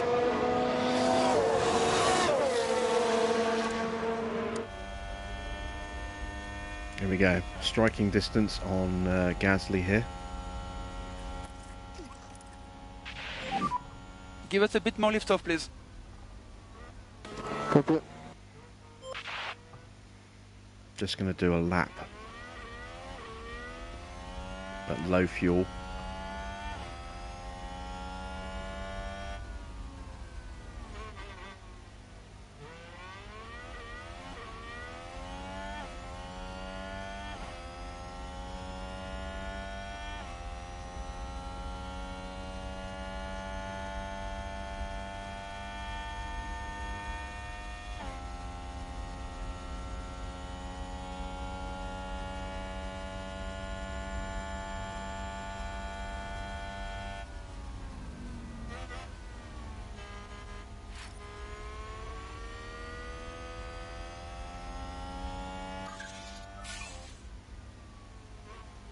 I'm not worried about Porsche setting the fastest lap because we are going to break that with Gasly on the next lap.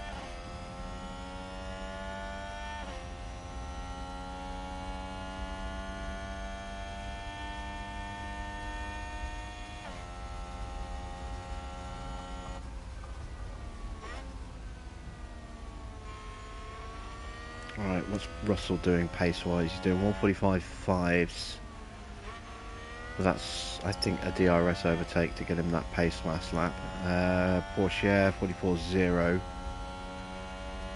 He is closing in fast, but he's burning his battery to do it.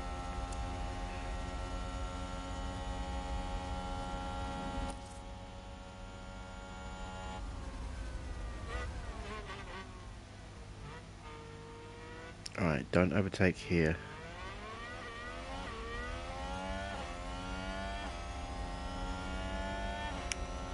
God damn it, Pierre. Alright, so like Perez has the inside.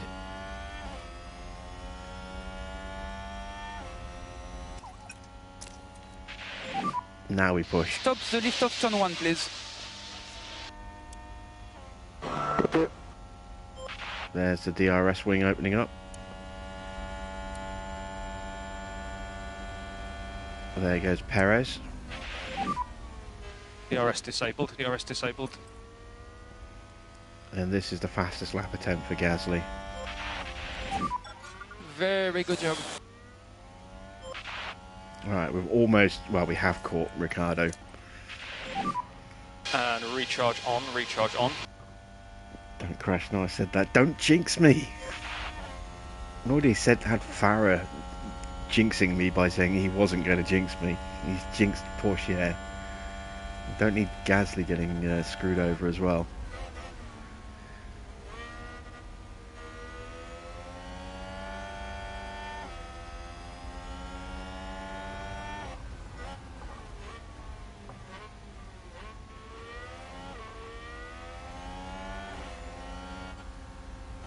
Not guilty this time. That's debatable. We are 5 seconds off the back of the train all the way up to Russell.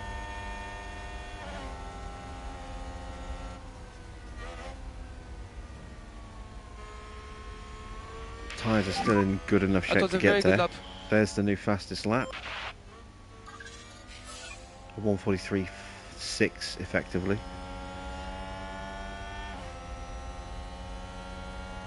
And Porsche's going to make the move nice and early here, by the look of it.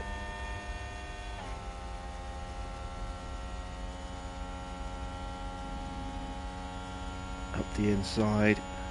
It's going to get the DRS into the start-finish straight as well.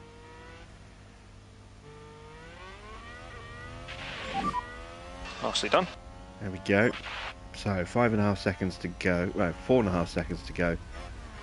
To and there's an overtake Alonso. from Williams.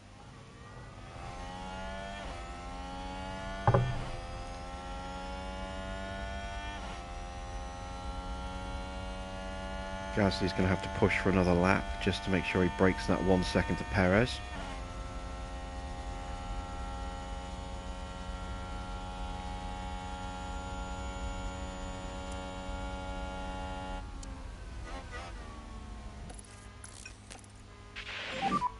Need a recharge off. Alright, time to start hunting down Alonso.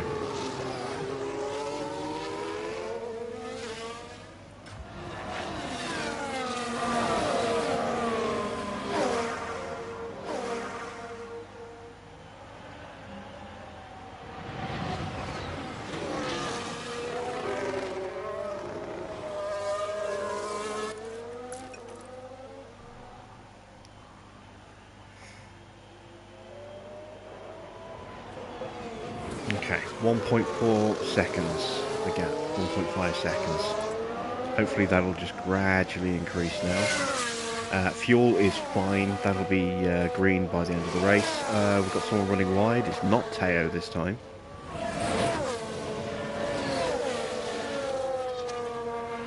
Oh, did someone run wide? It's Hamilton, that doesn't do anything for us. He's still down in 19th, wow. Of course, he's just run wide, but yeah, he's having a horrible race. What did I like about the new update? Well, the biggest thing I like is the fact that they've fixed the strategy page, so you can actually plan strategies with hard tyres and get a good idea as to exactly what the time is going to be, as opposed to an extra 3-4 minutes thrown on there in terms of lap time saved. I do like the new car model updates. Beyond that, there isn't really that much that's changed. A couple of little bugs that have been squashed. I like the fact that you can now do a position gain starting from the back of the grid with penalties, whereas you couldn't before, can only do it from where you qualify.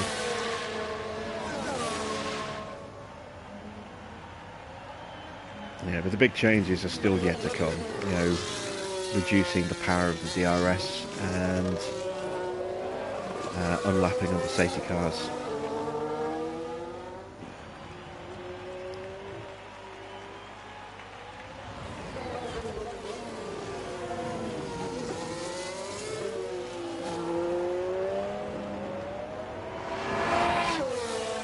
Right, Porsche is closing in.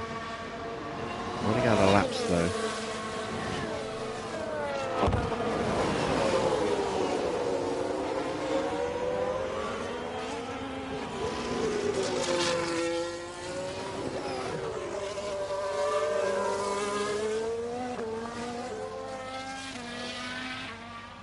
There it is, there's that big train of cars.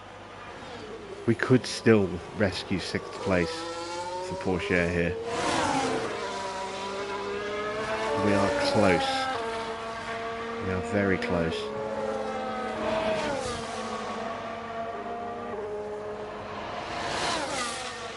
We're still lapping 1.4 seconds faster than Alonso.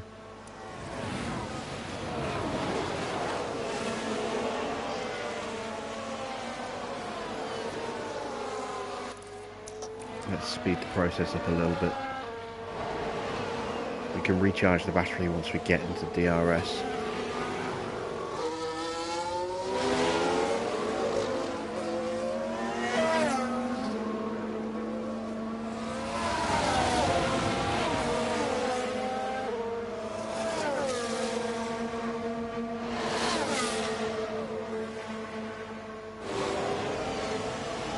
I can feel the sarcasm from here, Farah.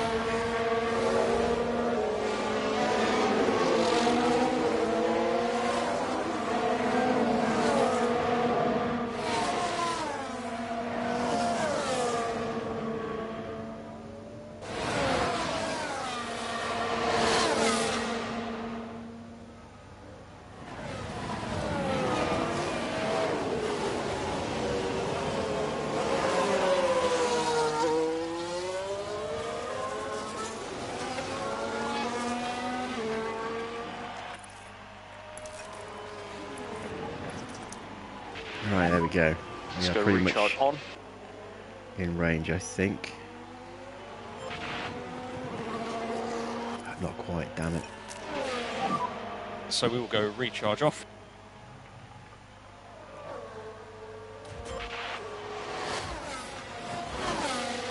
Yeah, Delta's not like me. I thought it was for a second then. Gasly's still pulling away beautifully at the front. I'm actually going to get him to look after his tyres again. Just take a little Need bit to of drop the pace. strain off them and strain off the engine as well.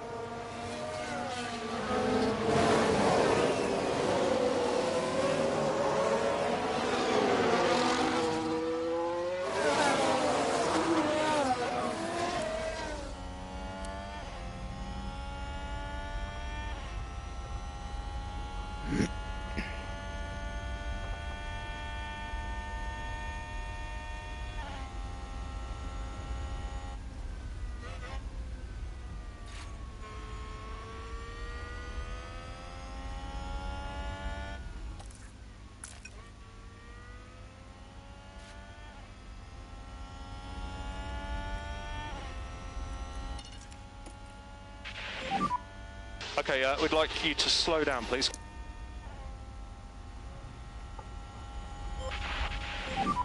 Let's go recharge on.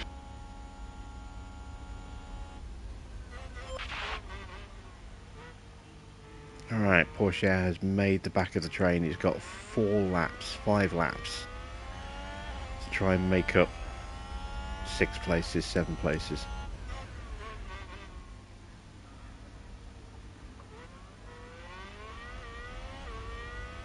To do that, I need battery.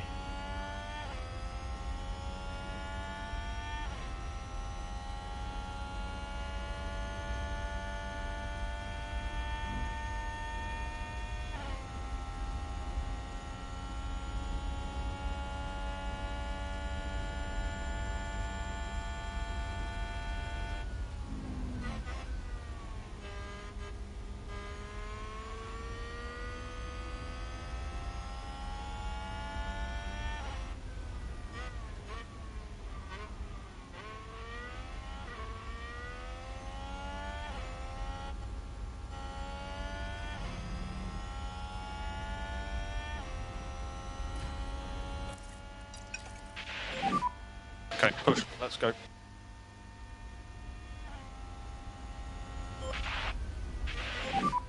Four more.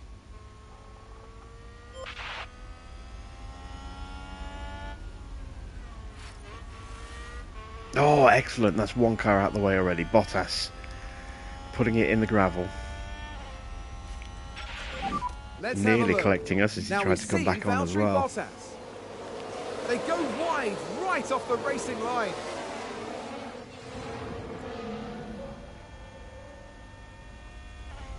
One less car to worry about.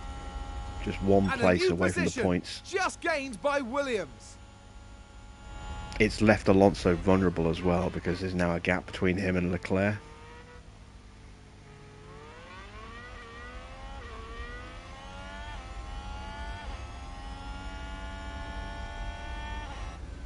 That's it, stay behind.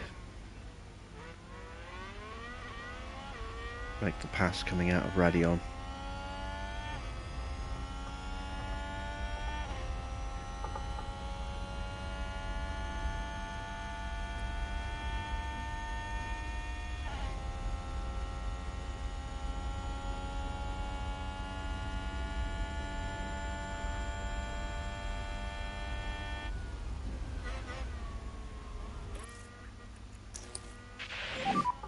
Overtake available.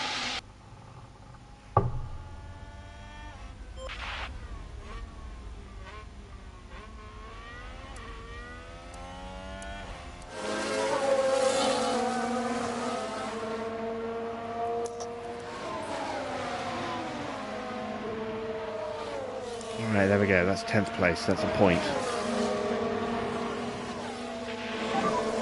Okay, well done, mate. Three more laps. Radion, Three yeah. more laps. Yeah, I remember the crash. It was not pretty.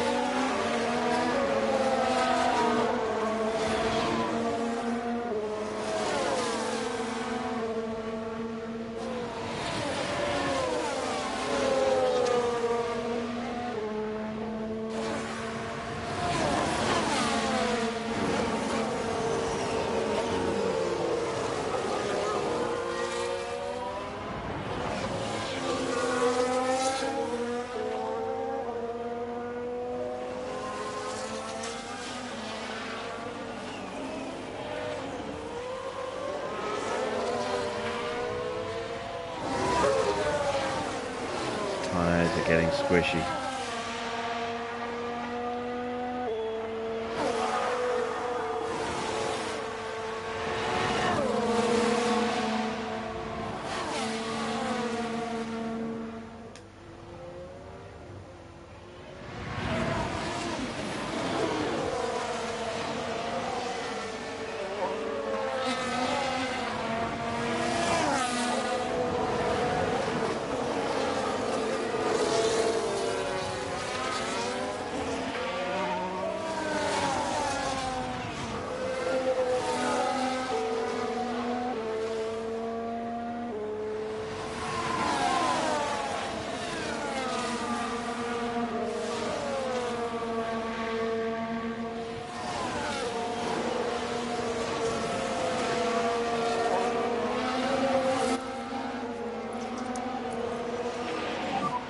Recharge on, please. Recharge on. Save what little battery I've got.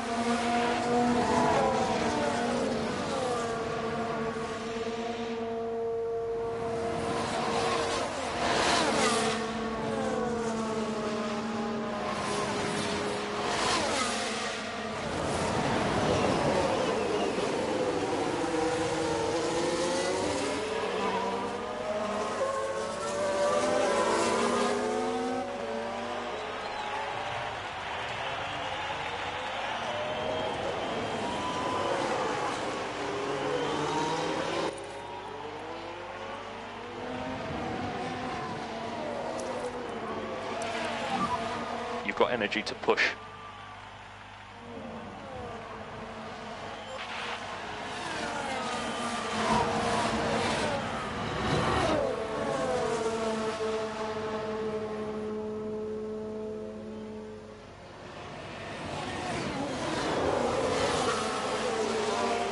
Gasly has controlled this race superbly. Right from the word go, he's still just over 3 seconds clear, and he's been cruising for most of this race. I really didn't think it would be that easy for him. We kind of helped him out a little bit at the start, holding back Perez, but it allowed us to find the level of pace that Gasly could settle at to protect the car and still keep the lead. Next lap, last lap. But he's been mighty all day.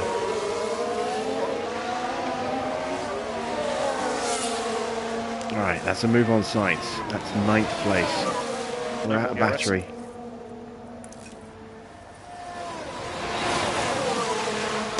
Okay, nice work. Good job. We're being blocked by the Haas. The inside, maybe? No, still being blocked. Oh, and Ferrari just And gained the Leclerc place. gets back in front.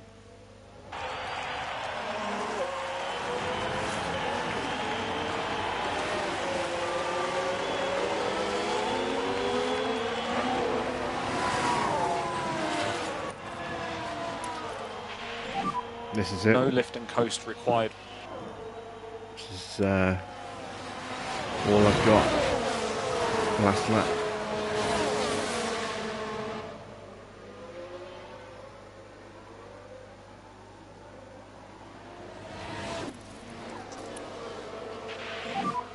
Can we do lift and coast?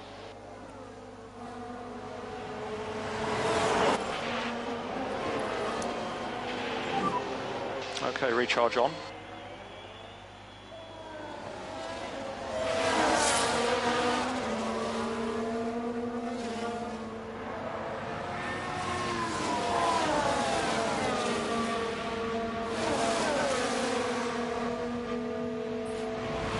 And there we go, that's the win for Gasly. And it's Gasly, first over the line, and today's winner. Here's the replay. It's first place for Pierre Gasly. I don't think there was a single second of that race where they didn't believe they'd win it.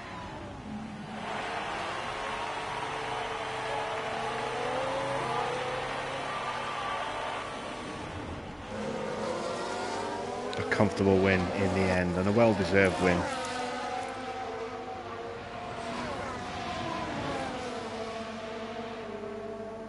Do or die time. Porsche, can he get more than just a point?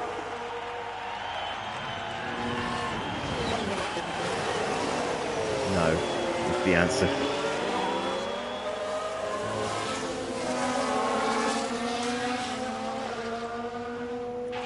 At least he got a point. It's something. How far behind did he finish in the end? 43 seconds behind Gasly. They were 2 seconds apart until that first spin. And that was because I was keeping Porsche, you know, those 2 seconds back behind Gasly, behind Perez. If I'd pushed him up, he'd have been running nose to tail with Gasly.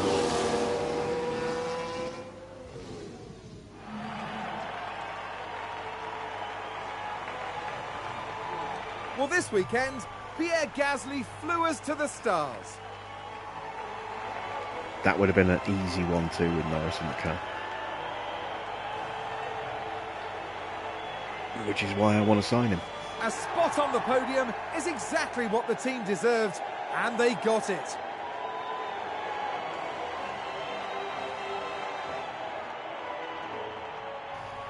Oh, Verstappen ended up third. So another big points haul for Red Bull. The Frenchman was in sublime form today, fully deserving of his podium finish here. Disappointing points for Ferrari. Very disappointing points for Mercedes, but Mercedes aren't really in the title fight at all. Alongside them, of course, the other two talented drivers completing today's podium lineup. Williams have got to be happy with their results here. This was good work. I agree, this was all very impressive. and it's obviously the work of a solid, well-run team. At the end of the weekend, it's second place in the constructor standings for them. For the next round, Formula One won't be straying too far. We'll be heading to the dunes of Zandvoort and the lightning speed of the Dutch Grand Prix.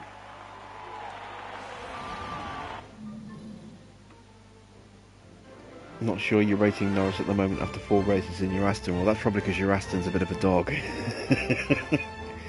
How much will Norris hamper my development opportunities? In what way?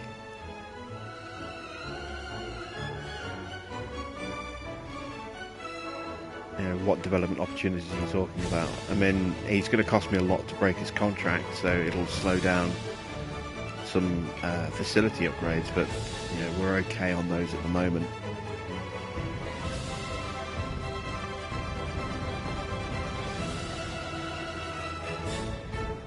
There we are. First place, fastest lap, 26 points for Teo. Sainz second in the Drivers' Championship, moves up above Charles Leclerc, who has a terrible race. So we have a 60-point lead at the top of the drivers' standings. Max and Perez both march forward away from Teo and towards Leclerc with their second and third on the podiums. Russell gets himself some decent points, moves himself up to 9th and splits the two Alfa Romeos. He's just 1 point behind Bottas now. Norris gets himself 10 points, a great result for Norris in a not particularly good McLaren.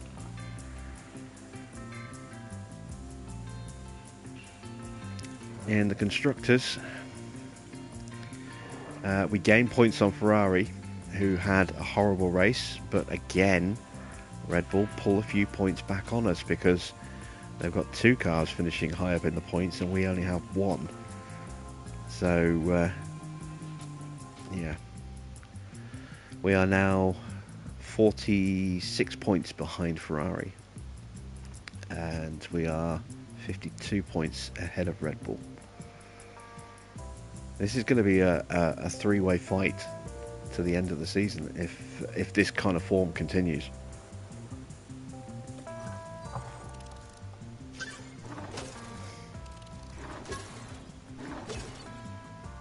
Teo gets a point, no point for Pierre, and no points for Logan because we forgot to put him in the car on the restart. We do achieve all of our sponsor goals, so we earn 5 million. 5 million in cash, very much needed right now.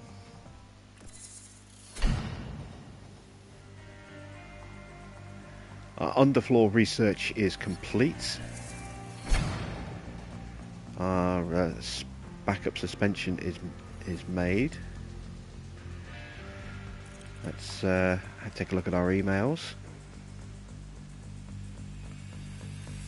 Engine cooling could be improved.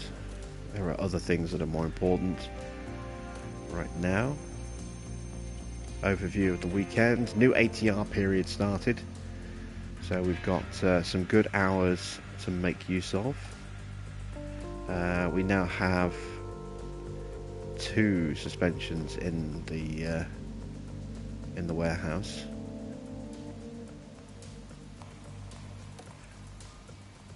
So we are going to need to make another one.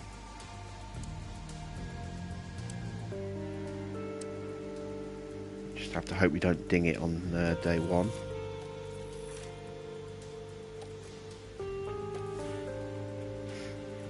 We also have a new development slot opened up for us because we finished the underfloor research. Let's take a look.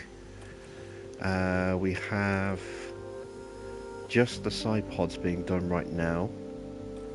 So we have 2 slots actually where we can do something, and we've got new hours. So let's look at designing something for the car. Where are we struggling at the moment? Speed and low speed cornering are where we're struggling right now. So let's look at boosting that where we can. Let me check our staff first of all. There we go. We've got a point for Simone Resta. Let's drop that into rear wing because we might go for a new rear wing. Tondi's still a few weeks away yet from another point. Let's do the driver points while we're at it as well. Right, so what can we do? Car part development, new parts. Let's check what spec we're on for certain things. So we're on spec 2 for the underfloor, spec 2 for the side pods, spec 5 for the suspension. We've been making a lot of those to try and get on top of the brake problems. Spec 2 on the front wing, spec 2 on the chassis. So we could go with another rear wing. We've got side pods on the way. That'll give us some nice drag reduction and engine cooling benefits. Maybe a new front wing is in order. That'll certainly enable us to improve low speed cornering and braking at the same time. But it's not going to do a huge amount for our speed. How many engineers have I got left? I've only got 3 engineers available. Okay, before we do anything else then, let's have a look at our side pod project. I am wary of the fact as well that there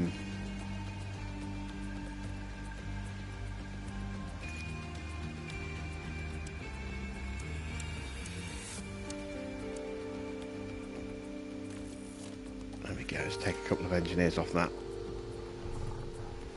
That'll still drop in time for Singapore. I am wary of the fact that we have a lot of research that needs to be done as well. We have only done the front wing, the underfloor and the side pods. We haven't done a rear wing project yet, and we are going to lose a lot of high-speed downforce next season, which will affect a lot of the parts, as you can see.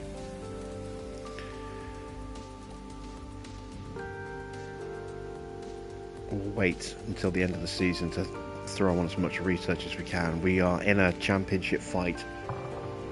We need to keep developing the car if we want to have any chance of staying in that fight. So let's look at a new underfloor first of all and see what we could do if we threw everything into a new floor. How quickly could we get it? I might rush this one.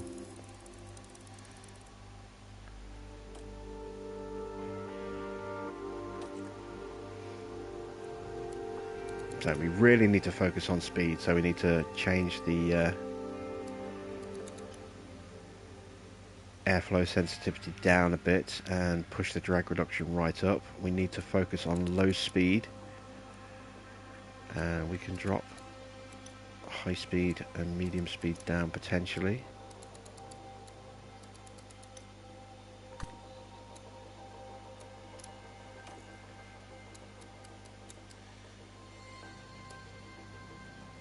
If I do that,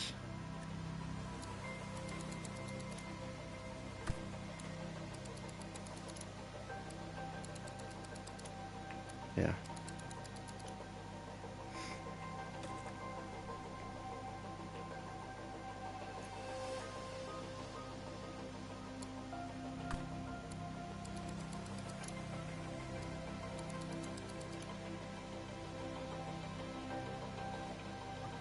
Okay, so 6 engineers, that's 65 days. That's too late in the season for it to be effective. That's only going to give us 3 Grand Prix. Ideally, I'd like to try and get it for Japan. If we rush it 44 days, that would be Kota that we could get that for.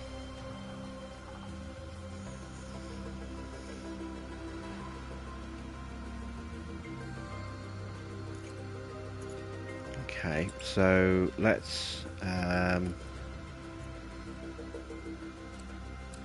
look at speeding that up a little bit.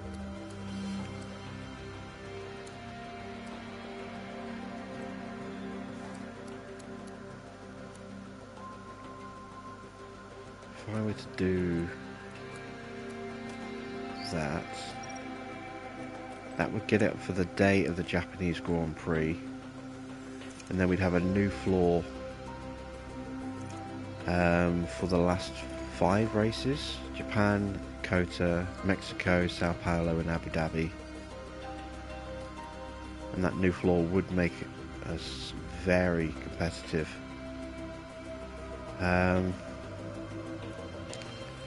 What about if I increase that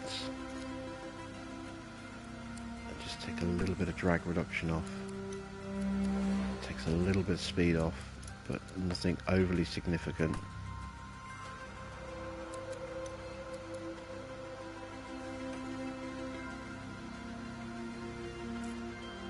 That's going to take 39 days, which means we get it day of first practice. So we could emergency manufacture that and get it straight on the car.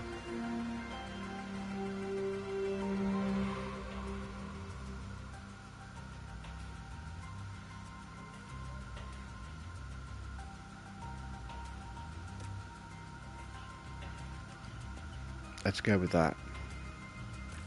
Let's try and rush that in. I try not to rush important parts like that, but we need that as soon as possible if we want to stay competitive in this championship. I would like another front wing as well to go alongside that. We do still need to improve our braking. It has improved significantly since we've done all those upgrades, but it could be better. It needs to be better, so that would be a significant brake upgrade. And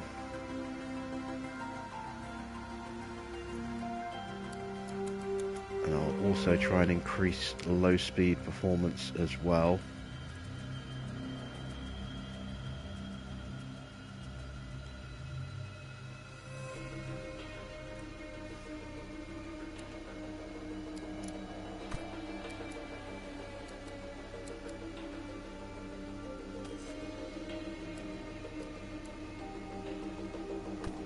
If I push that up to there, that's going to affect my brake cooling a little bit, but not too much. Airflow on the front.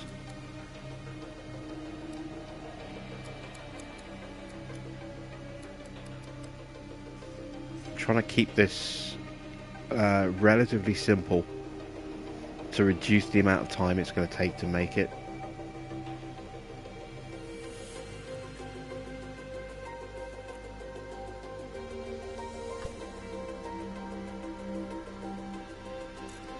So we're looking at 60 days with just a single engineer. We've got 2 engineers, so we can drop that down. If we rush it, 37 days, we will get that in time for Suzuka as well. So there we go. 2 parts. Just in time for the Japanese Grand Prix. Mr. Colombo, if you can look at the cockpit of the Alfa Romeo, why is it white now? They've updated the liveries to better match them based on how they are in the real world, which is why they've the Williams now looks very different as well. There's a lot more black on the car, where Williams stripped a lot of the paint off from their early season livery to try and save as much weight as possible. So there's a lot more black carbon fibre showing on the car. They've changed the livery of the Aston Martin a little bit. They've darkened the red for the Haas car. They've made a slight change to McLaren that I think. They've made a few visual tweaks. I know the side pods have been updated on a couple of cars. I think the Aston Martin and the Red Bull in particular, I've noticed a couple of changes.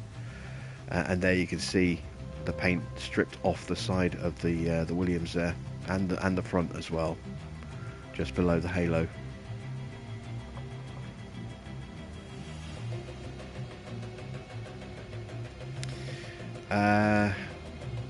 Jeremy, fell asleep. What did I miss? You missed us cruising to a win with Pierre, and Teo having his usual nightmare of a race. Right, speaking of drivers, actually, before we do that, how close are we to getting our hospitality? 10 days. I don't think we've improved things enough for Norris to be interested yet. No, he's still not interested. But in 10 days' time, we are going to get a substantial boost to our team attractiveness. I could really do with boosting our team hub as well. Refurb's 3 mil. That will boost our attractiveness. That'll take 34 days. That's 8 points that we'll get back with a refurb. Our hospitality upgrade is going to give us an extra 15 points and a 5% boost on top of what it already gives us. We'll see how that goes. If that's not enough, we'll also go ahead and do a refurb on our team hub. I don't really want to spend the money on that just yet. What about car facilities? Can go ahead and drop in that upgrade there. How much is it going to cost me to sign Norris? 11 million, 11.5 million. That's going to keep coming down as the season progresses.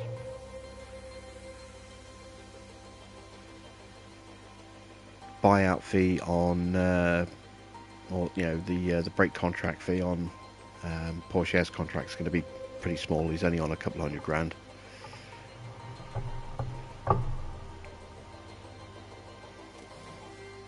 Do I go ahead and drop that design center upgrade in?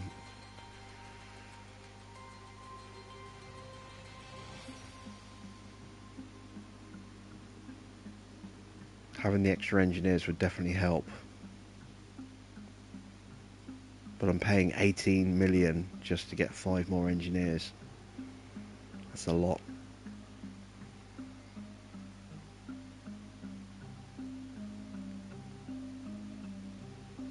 It's going to cost me another 32 mil on top of that just to then get the 4th slot and the extra 5 engineers to max the thing out.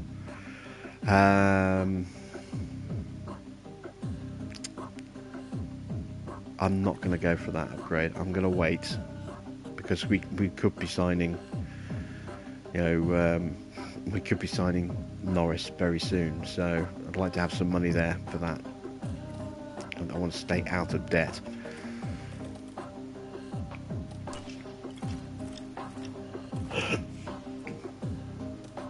Okay, so there we go.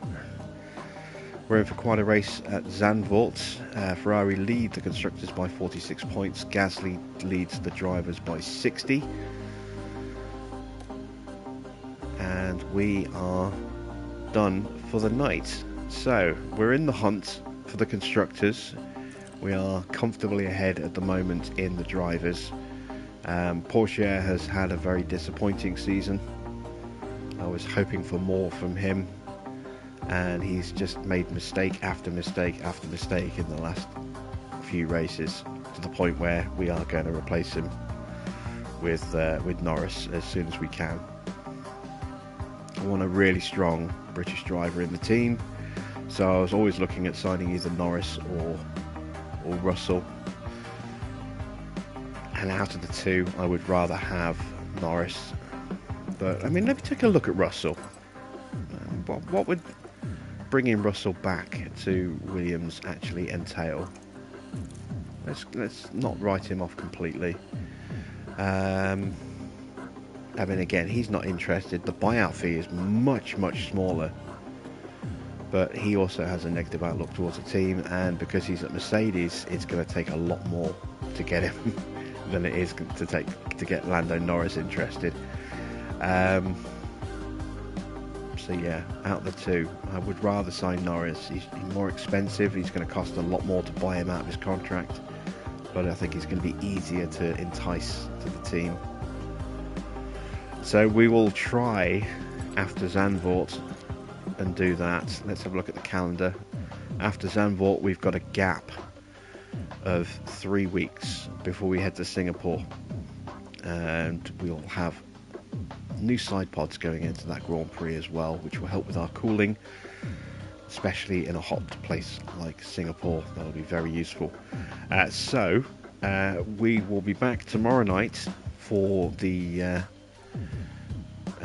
Dutch Grand Prix, and it is what, it's Wednesday today, isn't it? Thursday is tomorrow. That'll be Zandvoort. Monza will be on Monday next week, and Friday we will go potluck with one of the random playthroughs that I'm doing in my own time. We will pick one of them at random, and we will do a race from there. So we'll see how that goes. So until tomorrow, thank you all for watching. I am Jim Bob, and I'll be back with some more F1 Manager very soon.